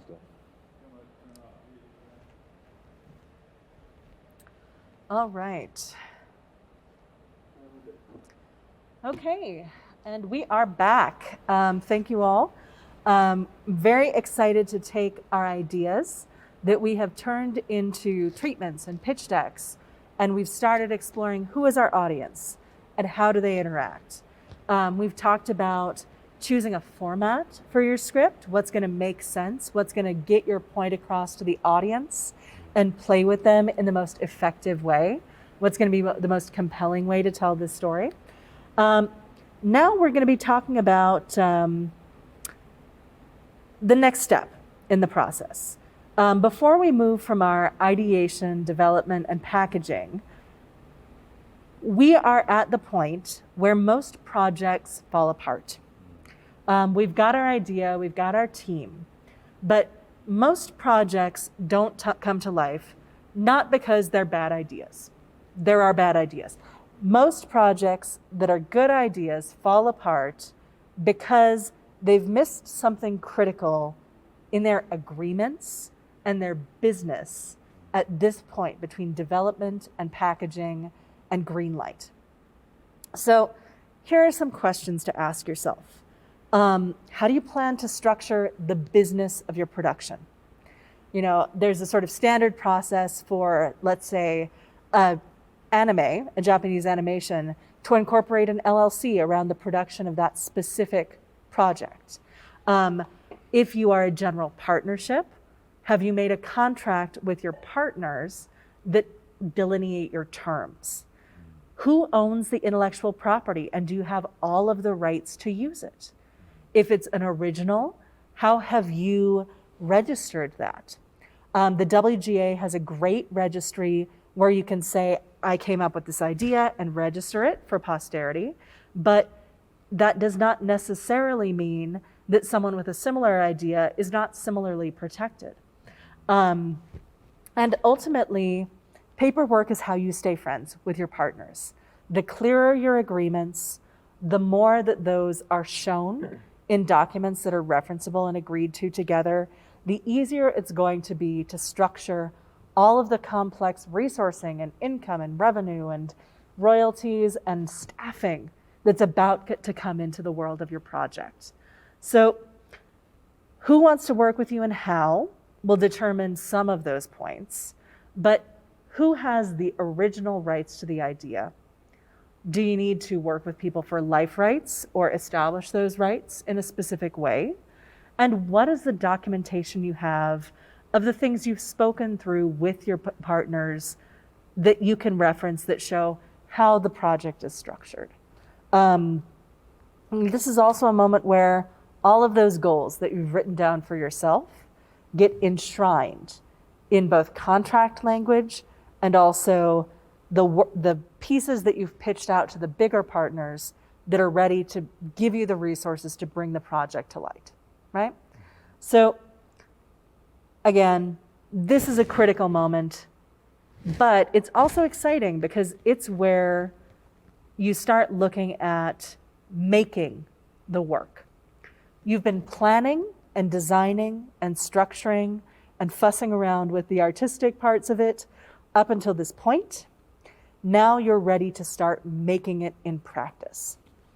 So coming from development into pre-production, this is when your project has been greenlit, or at least yellow lit, depending on your partners. This is where you're bringing in the wider range of designers. You may have had a cinematographer or a DP or a designer who's working with you in the development phase to realize that work. Now the work begins in earnest to create the full storyboards, to create all the prop lists and all of the locations, be able to create all of the objects and wardrobe, and all of those things are designed in detail and they start to be produced. Depending on who you're working with, for a feature film, this may be a studio or a production company, they may also have specific parameters around how their work is pre-produced, produced, and scheduled. For example, Sony Pictures is legendary for having very strict timelines, where once a project has been greenlit, you have this amount of time to finalize your script, and you start shooting on this date. And that is a very different environment than one where you may have regular check-ins before you get put onto a production schedule, where you're still working through the design and the finalization of your script for a while before everyone agrees that it's ready to go. So that next step involves a lot more people, and you will very much want to know who is in authority over the final say on different decisions. Structuring between the producers and the people who have the purse strings on budgets, who are the studios that the producers answer to, or the distributors or the investment group. And then the director, who's in charge of the artistic creative work. But then underneath that, your layer of designers, DPs, different department heads that are all working together to bring the project to life. You'll also start working with marketing and distribution arms of the studio you're working with, the production companies you're working with, and possibly even starting to do promotion around the work, announcing different hiring of actors, different hiring of directors, starting to build early buzz at festivals or depending on the project, working with the local community where you plan to produce, talking to film offices, and not only do you know who your audience is here, you're starting to work with that audience to give them an idea of the picture that you're going to make for them. So, what is the difference between the treatment we've used for development and the script we're going to use to produce the work? The treatment, plot of your story, no mysteries, what's actually going to happen, shorter. We're looking at an outline that is then going to be filled in the development process with your screenwriters and then refined in pre-production. Usually by the time you're going into pre-production, you have a working script in hand. The full length of the piece based on treatments that everyone who's involved has generally agreed to, but working with director and writers. Sometimes you may start with one writer and bring in many others to refine or adapt the script to the parameters that your partners want to see included, or to realize the vision creatively more effectively. And the WGA will ultimately determine who is the author based on what in the final film is most in common with which version of a screenplay. So someone may have 17% of the dialogue in a screenplay attributed to them, and another person may have 60. And another person may have had 1 page, but it still made it to the final cut. So you're not going to be the writer, but all of that work, all of that collaboration goes into the final piece. For television, the treatment for an overall season arc and then individual episodes is defined with a showrunner, but then is workshopped in the writer's room. The writer's room will work together to break story for each one of the episodes, often according to an arc that's already lined up and major beats that they're going for. But in television, there's a much more agile environment where you're iterating, you're changing the idea over time in a collaborative team. Where again, the final author of a show is who contributed the most to that script that ends up in the final episode, but may have had 6 or 7 other people contributing to its development in the writer's room. So in our script that we're creating in pre-production, we're not only looking at the narrative beats, but we're trying to describe all of the things that the rest of the teams working creatively to realize this vision will need to know. There's some obvious things like blocking or shot descriptions or locations that you'll need to include. But every single department is going to be looking at this resource, the script, to determine what they need to put together. Overall, what needs to be prepared, what are all of the potential alternates we might need to make, and then day to day, how they're updating that for whatever is planning to be shot. So, if an object has a really important design feature, it should go into the script, because that blue vase is something that the prop department is going to need to figure out specifically. If we know that blue vase is in a museum of Chinese art, we know a lot more context about what that vase needs to look like, what its style and aesthetic should be. And all of those points are things that need to be described in one way or another to the team that's going to bring it to life on film. So notes on design, any specific shots that they are really critical to have as close-ups versus ones that the DP has a wider range of opportunity to design with the director. Those need to be communicated, and depending on the writer, they will be very prescriptive or very open, leaving that blank space to the other departments to interpret. In pre-production, you're trying to come to as much unified understanding of each scene and what's in it as possible before you're going into active production on set. The more you can plan for ahead of time, the easier and more efficient it will be once you are capturing the moments on set. Similarly, the details that will be effective for the actors start to come in.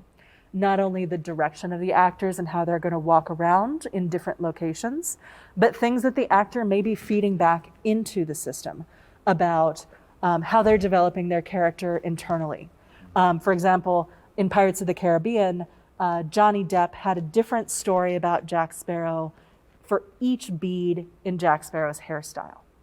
And similarly, when an actor is in the set space, there may be something that they've used in rehearsal that was really important to how they envisioned the character acting in that moment that needs to be accommodated or needs to be prepared for on set so that it can be done safely or so that it can be there to provide the deepest and most emotional and powerful performance the actor can create. Similarly, pre-production is a time where all of these departments are sharing their own ideas and feedback and developing together. So depending on the production team and the director, there may be a lot of back and forth between different art departments and sound departments, and ideas will mix and mingle to create the unified creative vision for the piece that ultimately ends up on film. Make sense? Definitely. So depending on the project, and I just talked a lot about live action feature film, the shape and what needs to be scripted will vary. An animation script tends to be similar in style to a live action feature film script. In general, script format is consistent across screen-based medium. The cinematic for a video game, for example, will be similar to the script page by page of an animated feature or a live action feature. Approximately 1 minute for each page. This is generally the script format lends itself to that. It varies. If it's a solid page monologue, it may be longer. But if you assume 1 minute per page in the scripted medium, you tend to net out with what will actually be producible for a project. So what are some variations? Some things we'll find on the script page that are consistent: characters. And the way that we describe the first entrance of a character on the page tends to be bolded, or an object or a location. Dialogue is consistently featured because that's something that everyone will tie the rest of the work to. Transitions like dissolves will be communicated. The scene, the location, exterior day, exterior night, those details about setting that are going to apply either to the cinematography and the set design or to the lighting of a scene in animation. Sometimes you may find additional information like heads up or text or motion graphics descriptions that will be on top of the scene. Maybe it's London, 1941, or let's say people are texting with one another and the information that's being presented is a text bubble on screen. So we're seeing someone texting and the information and back and forth is showing up over them staring blankly at their phone. You also may find interactive layers or links in an interactive film or a game. Now, on set, in production, often you will find that dialogue, scenes, what's going to be shot the next day will have changes based on what the directing team is seeing in the dailies, the content that's shot on set and reviewed in the evening to see what it's looking like and whether or not it's successfully achieving what the goal is. Or there may have been dialogue that has, felt wrong in rehearsal that still needs to be workshopped. Especially in television, you'll see these commonly because the timeline from, starting the scripting process to production is, is days versus months. These will usually be called out in different color in scripts or have different call outs in a digital script. But there is an expectation that there'll be new sides coming in all the time and that there needs to be some way to communicate that to everyone on set who's working from the script. And also it needs to be reviewed daily by everyone who is shooting those scenes, whether that's the prop department or the wardrobe, whether that's the actor or the DP. Everyone is expecting that some of these changes will be made and that they'll need to accommodate those changes in real time. Ideally, you're hoping that that doesn't mean a total change in set or props that means everyone needs to rush to get those done before time starts. And it's more on the lines of the dialogue is shifting.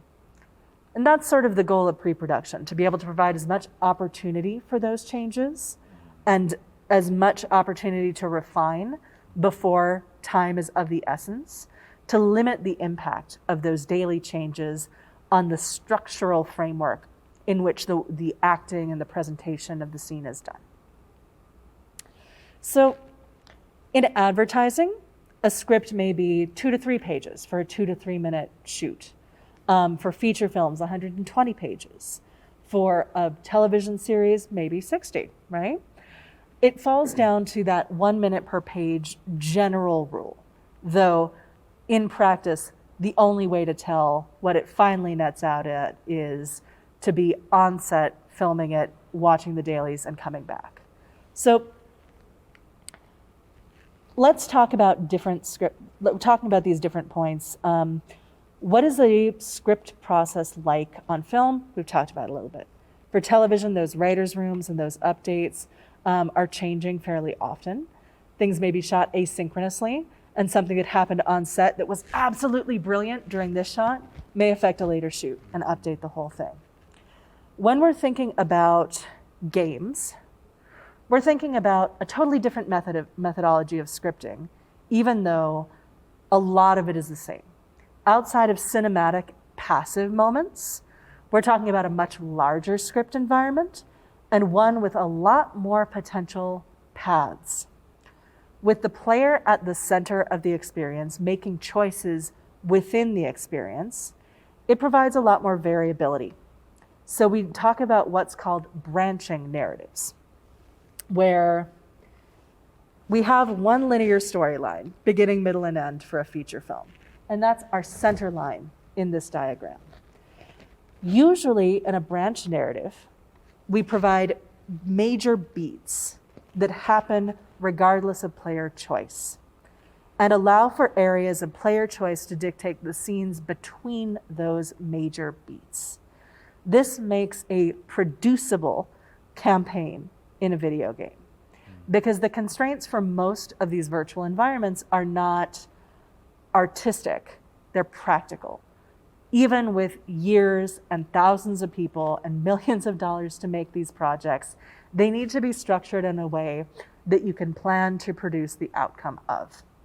So providing a beginning, middle, and end structure that allows for some variation in personality and choice with a different layer of achievements and personality traits and even aesthetic or goal traits based on player choice becomes a much more complex scripting challenge.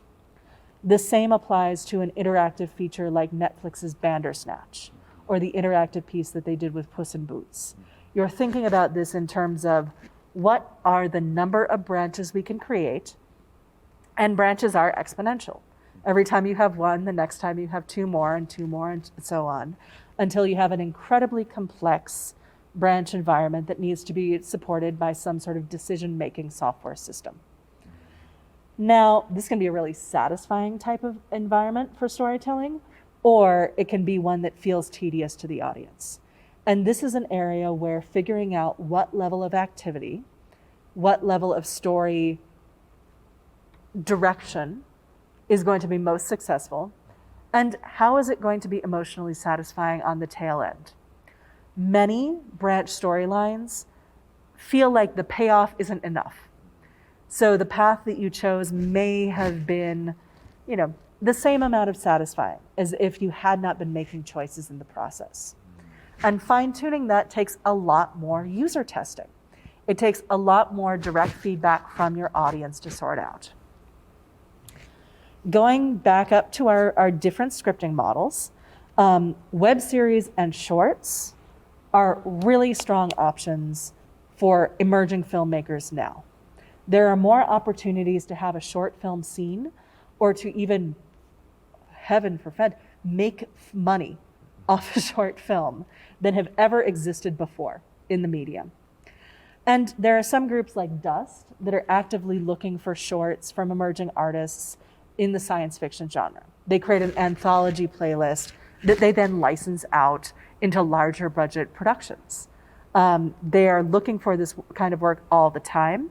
Similarly, if you have a good idea, you can market it directly using keywords to be able to start building an audience underneath a cool web series idea you might have, where the production costs are much more approachable for an emerging filmmaker than a full-length feature film in a much more elaborate environment that requires a lot more crew to bring to life.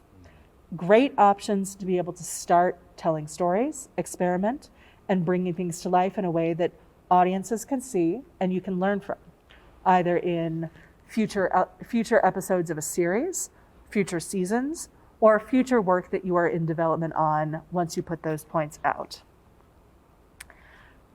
Similarly, an interesting and really cool field for emerging filmmakers, social media streaming and reality.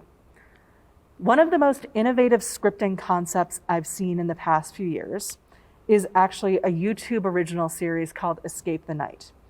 This is taking a YouTube streaming influencer, and he set up a quasi-reality, quasi-fiction show format, building on reality show structures to invite other influencers, YouTube personalities who are accustomed to creating daily content, doing a lot of presentational, but stream of consciousness, daily conversations with their audience, and putting them into a framework that allows for them to have that kind of improvisation while still creating those major beats around it.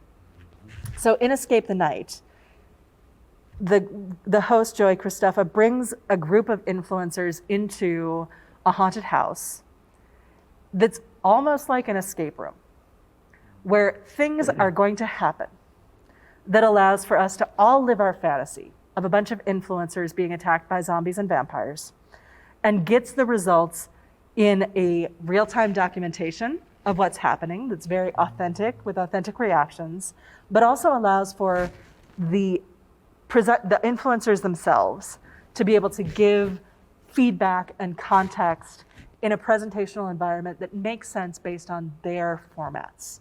So their reactions to something that happened to them that they did not expect are unvarnished, but fits into the practice of the way that they would give confessional or direct feeds to their audience on a daily basis.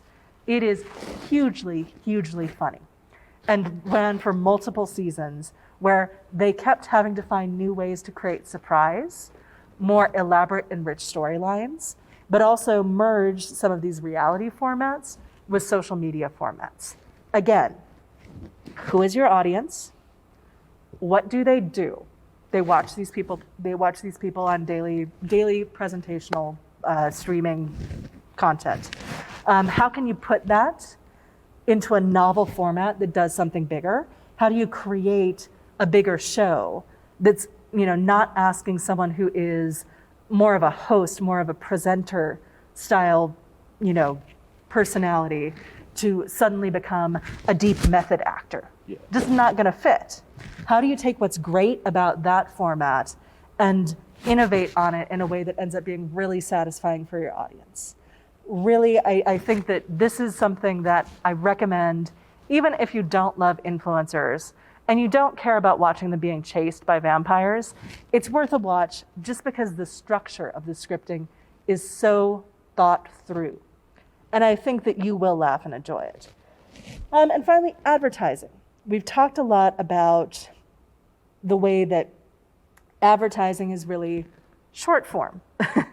There's a lot of iteration. There are a lot of advertising spots being shot all the time. And the same methods you've been using to think about short films are built to script for advertising.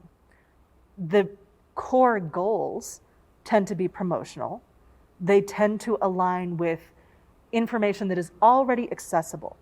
So what are the major themes of this brand? What are the major areas or ideas that this brand wants to resonate? And how are we inviting an audience into an emotional experience that is going to connect an emotion to a product? So in most car commercials, the car itself is your protagonist. Sometimes the driver is the protagonist, but usually the car is the answer. Whether it is the answer to a deeper meaning and passion in life, or it's the solution to a problem that only a car can solve, like driving somewhere, right? So it is in some ways a simpler format in that you're sort of looking for the solution to your problem to always be that product, but that is what's called a parameter. When we think about the core things that drive a script and storytelling, we're always looking for the edges, the balance between that artistry and our resources. And the French term in French cinema, we talk about parameters as being the structural edges of an art, of a project that we're working on. Sometimes that's, we know it needs to be 90 seconds long, or we can't go past 90 minutes because we're not Denis Villeneuve. We know those parameters. We know that we can't spend a huge amount of money on VFX because we have a tiny budget. Therefore, we know we're not going to include a huge number of magical spells in our piece, and we're not going to create a CG dinosaur. We're going to put someone in a suit. These are all things that we respond to as parameters that are set exterior to the creative. The creative often will respond with really innovative solutions within those parameters. Knowing where the edges of the space are, let us figure out how to fill out that entire space with our story, how to use those resources most effectively, and how to reach all of the goals that we know we need to reach with our production. So, scripts vary in length, they vary in goal, they vary in purpose, and sometimes we need to think about how they include the audience in an interactive choice or in the way that each point in that script is going to affect them emotionally, even though they will have no effect on the final piece on the screen, right? So we talked about branching. All right, this guy. We could talk more about parameters. We could talk more about scripts and formats for hours yet. But I would love to spend the last 10 minutes of our time together responding to your questions. So for those of you tuning in from home, please feel free to ask me questions in the chat now. In the meantime, we've got an audience member here. Are there any questions you'd like to ask me now before we wrap for the day? I was wondering on the structure of like gaming scripts or anything like that. You said it's kind of similar in the structure, like they would have slug lines and things like that, but you would obviously, I'm imagining, a much more collaborative basis considering the amount of time the game should go for. Yeah. I mean, when you're looking at, let's say, a console game, you're, extend your scripting time. We've got our 90-minute scripts for feature films. For a game script, you're looking at 20 hours. 20, okay. So there are different ways that different missions are scripted, and there are areas that are extremely film-like, like cinematics. Yes. Those scripts look very similar to a short film script that you would understand. Okay. And those often fit into a long sequence of storytelling that is fairly linear, with space in between. Once you get into mission design, you're looking at something that is much more prescriptive to beats and includes a lot more detail about the interactivity and tends to be more visual in style than just written on the page. Okay. So usually you don't see a long script document that is the source of all truth for gaming. Yeah. You see a structured chart that everyone starts pulling into, Okay. or that's managed in a software system. The scripting comes into that, and you'll also see things like, the text of documents or where a document is dropped, and that might be a spreadsheet instead of a linear script the way we see it written on a page that we talked about before. Similarly, sometimes if you are writing for a game, depending on its scale, you might be writing it in a type of pseudocode, which is a way to frame your language that's easy to copy paste into the code language that it's going to be inserted into. And again, games vary pretty widely in their format, how much of it is interactive and how much of it is storytelling. And every time I'm working on a game, we have to work out the documentation process of how story is going to be structured into that work. And usually, there will be a narrative designer who is embedded with the game's design and pre-production and planning early. Okay. Who's thinking from a perspective of audience and story, how all of these things weave across missions, what are the major beats that are going to be featured, what are the objects or things within the game universe that are going to contribute to that story. And game teams tend to be very large Yes. compared to film crews, Definitely. where each department has a lot more people and a lot more deliverables they need to include.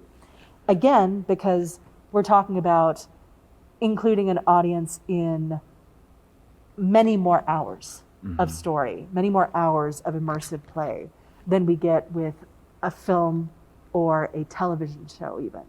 And a production schedule that is much more intensive to realize aesthetically in terms of having to build an entire foundational world, an entire engine that describes how the world reacts to someone in it and what that person can do. And then on top of that is that story that you're going to tell. And that story will also be defined in large and small ways by someone who is building the physics and the technical and physical rules by which someone in that world can engage. Perfect. That was kind of what my question was, because I was also going to ask, do you go in writing for a game, like you said you did Halo, did you adjust any of your writing based on how the game would function, like controls and platform and things like that? Or is, like you said, you kind of, there's someone almost watching that in a way, like So kind of monitoring that? it's a little bit more like a writer's room in that there are folks who will absolutely already know all these points and have strong ideas about how it should be depicted. Okay. Similarly, you know, it's more like you as the writer are not going to define those points. For sure. Those become parameters that you then use in your writing. Okay, word. You'll also find a lot of work will need to be done around heuristics, which is one of my favorite expensive design words, heuristic, which is how the person in your experience will guide themselves through your experience without you telling them what to do. Okay. So rationally, the narrative, the scenes, the scripting will have to give some instructions as to how those systems work. How do you navigate this environment? What is it that you can do and how do you achieve that? Some of that is diegetic. So, you know, in Halo, there's a great example where, you know, in the first scenes, You have to look Master up. Chief has to put on his armor and then calibrate the armor. So you look up, you look down, it tests your controller, you learn the buttons because you're being walked through this in a very explicit instructional way with the narrative context that you've done this before, but this is new armor and it needs to be integrated with a driving system. That's a very explicit heuristic, even though it's within the narrative. You'll also get non-diegetic elements that are, you know, on the screen, pops up a diagram that shows your controller, and you use these buttons to do X. The combination of those helps you show the person who has to navigate the system as quickly and efficiently as possible how they're going to do it. For feature film, we usually don't have to do that much work. But you will see the integration of heuristics into the staging of moments, especially if you have a novel way of depicting a scene. You may provide sort of easy in opportunities for that to be used the first time, or even moments of surprise where you're using a scene or a shot format that's showing something in a novel way. The best heuristics build off the way that someone would already be interpreting or receiving the information and what they'd be naturally inclined to do next. And that's a part of each story. Like, how are you presenting the act of observation in the way you set up a scene? Because you're simulating observation when you're putting together a shot for the cinema. So how is someone going to follow someone with their eyes? How is someone going to react when they hear something in another area? Like when you're thinking about cinematography and directing, you're thinking about what the audience is receiving from it. And what would the audience naturally do, and how am I satisfying that impulse or keeping that impulse from being satisfied in a way that creates tension and emotion, right? Definitely. There's a fantastic video that you can look up that is how David Fincher hijacks your eyes. That I strongly recommend that anyone who's watching this check out. Because the way that David Fincher plays with camera motion really dives into the neurology and the physiology of how the eyes see and what that means to the way human behavior associates sort of presence with characters and presence with other people as affinity. So Fincher works to create these relationships using just your vision and the motion of your vision to make you feel affinity for someone, even if you don't like them. You feel closer and more intimate because of the way the shots are structured, even if it's someone that you find repulsive on a visceral level. And that creates a really, really dynamic emotional intensity to the scenes he creates, even though there's also a critique that he's very formulaic as a director. There's a very strict motion, and the motions of his characters may even be rigid because they're following the camera so closely. Dual-edged sword, I think. Sorry, say I that? said that's a dual-edged sword, I think. But I agree. I've seen the video, and I do agree that he kind of it like the example I saw there was a diner scene, and I guess I want to ask: should you go in writing with this thought process of the observation, or not? But the scene was he like walks in, and the camera's following him throughout the diner, and then they sit down, and then it gets stopped, and it's real intimate into their conversation. It's like how you're saying it almost pauses you there for that moment. So if you are writing with a director's mindset, including that may be productive. Okay. If you are writing that, expecting to bring in a director, you may want to have that in a storyboard reference. The more you are prescriptive with your team before they're complete, and the less room you give someone to innovate and bring their own direction to the table, the more conflict there may be in that space. If you're presenting something that's wholly fleshed out, where is the director's creativity going to be able to come in here? That's not necessarily a problem for every director. And if there are specific scenes you have a very strong vision for, it's worth it to include it. But my caution on that is it may not be something that you can script effectively. It may be something where you need to write it out or storyboard it, or develop in conversation with your director, knowing that you have a very clear vision in your head. Okay. Again, this all comes down to put it on the page and get feedback from others and be willing to integrate that feedback. And the more you're willing to integrate some aspects of creative vision, those places where you have a very specific idea of how you want this to exist will be easier to get integrated. The more you are willing to find spaces where you're playing with others in the creation of a work, the more receptive they will be in return to these moments where you think this is the most important thing about this scene, and I want this to come through, and this is my idea for how that can be executed. But do you see the same thing I do in this approach? Okay. Word. All right. One more question from the chat. How do you stay on track after you stepped away from a script that you started? It kind of depends. Sometimes when I return to a script, I'm looking at it with fresh eyes, and I don't see what I meant. Sometimes, again, going back in time, setting up those core goals for yourself at the beginning and writing them down as a reference is a great way to help you to return to your goals on a project before.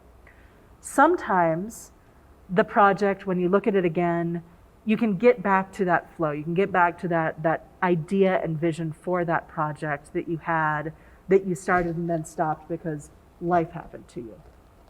Sometimes it can also mean that this was an interesting idea that I started, but now is not the time for me to continue with this idea and it's time to move to another. That may mean the project never comes to fruition.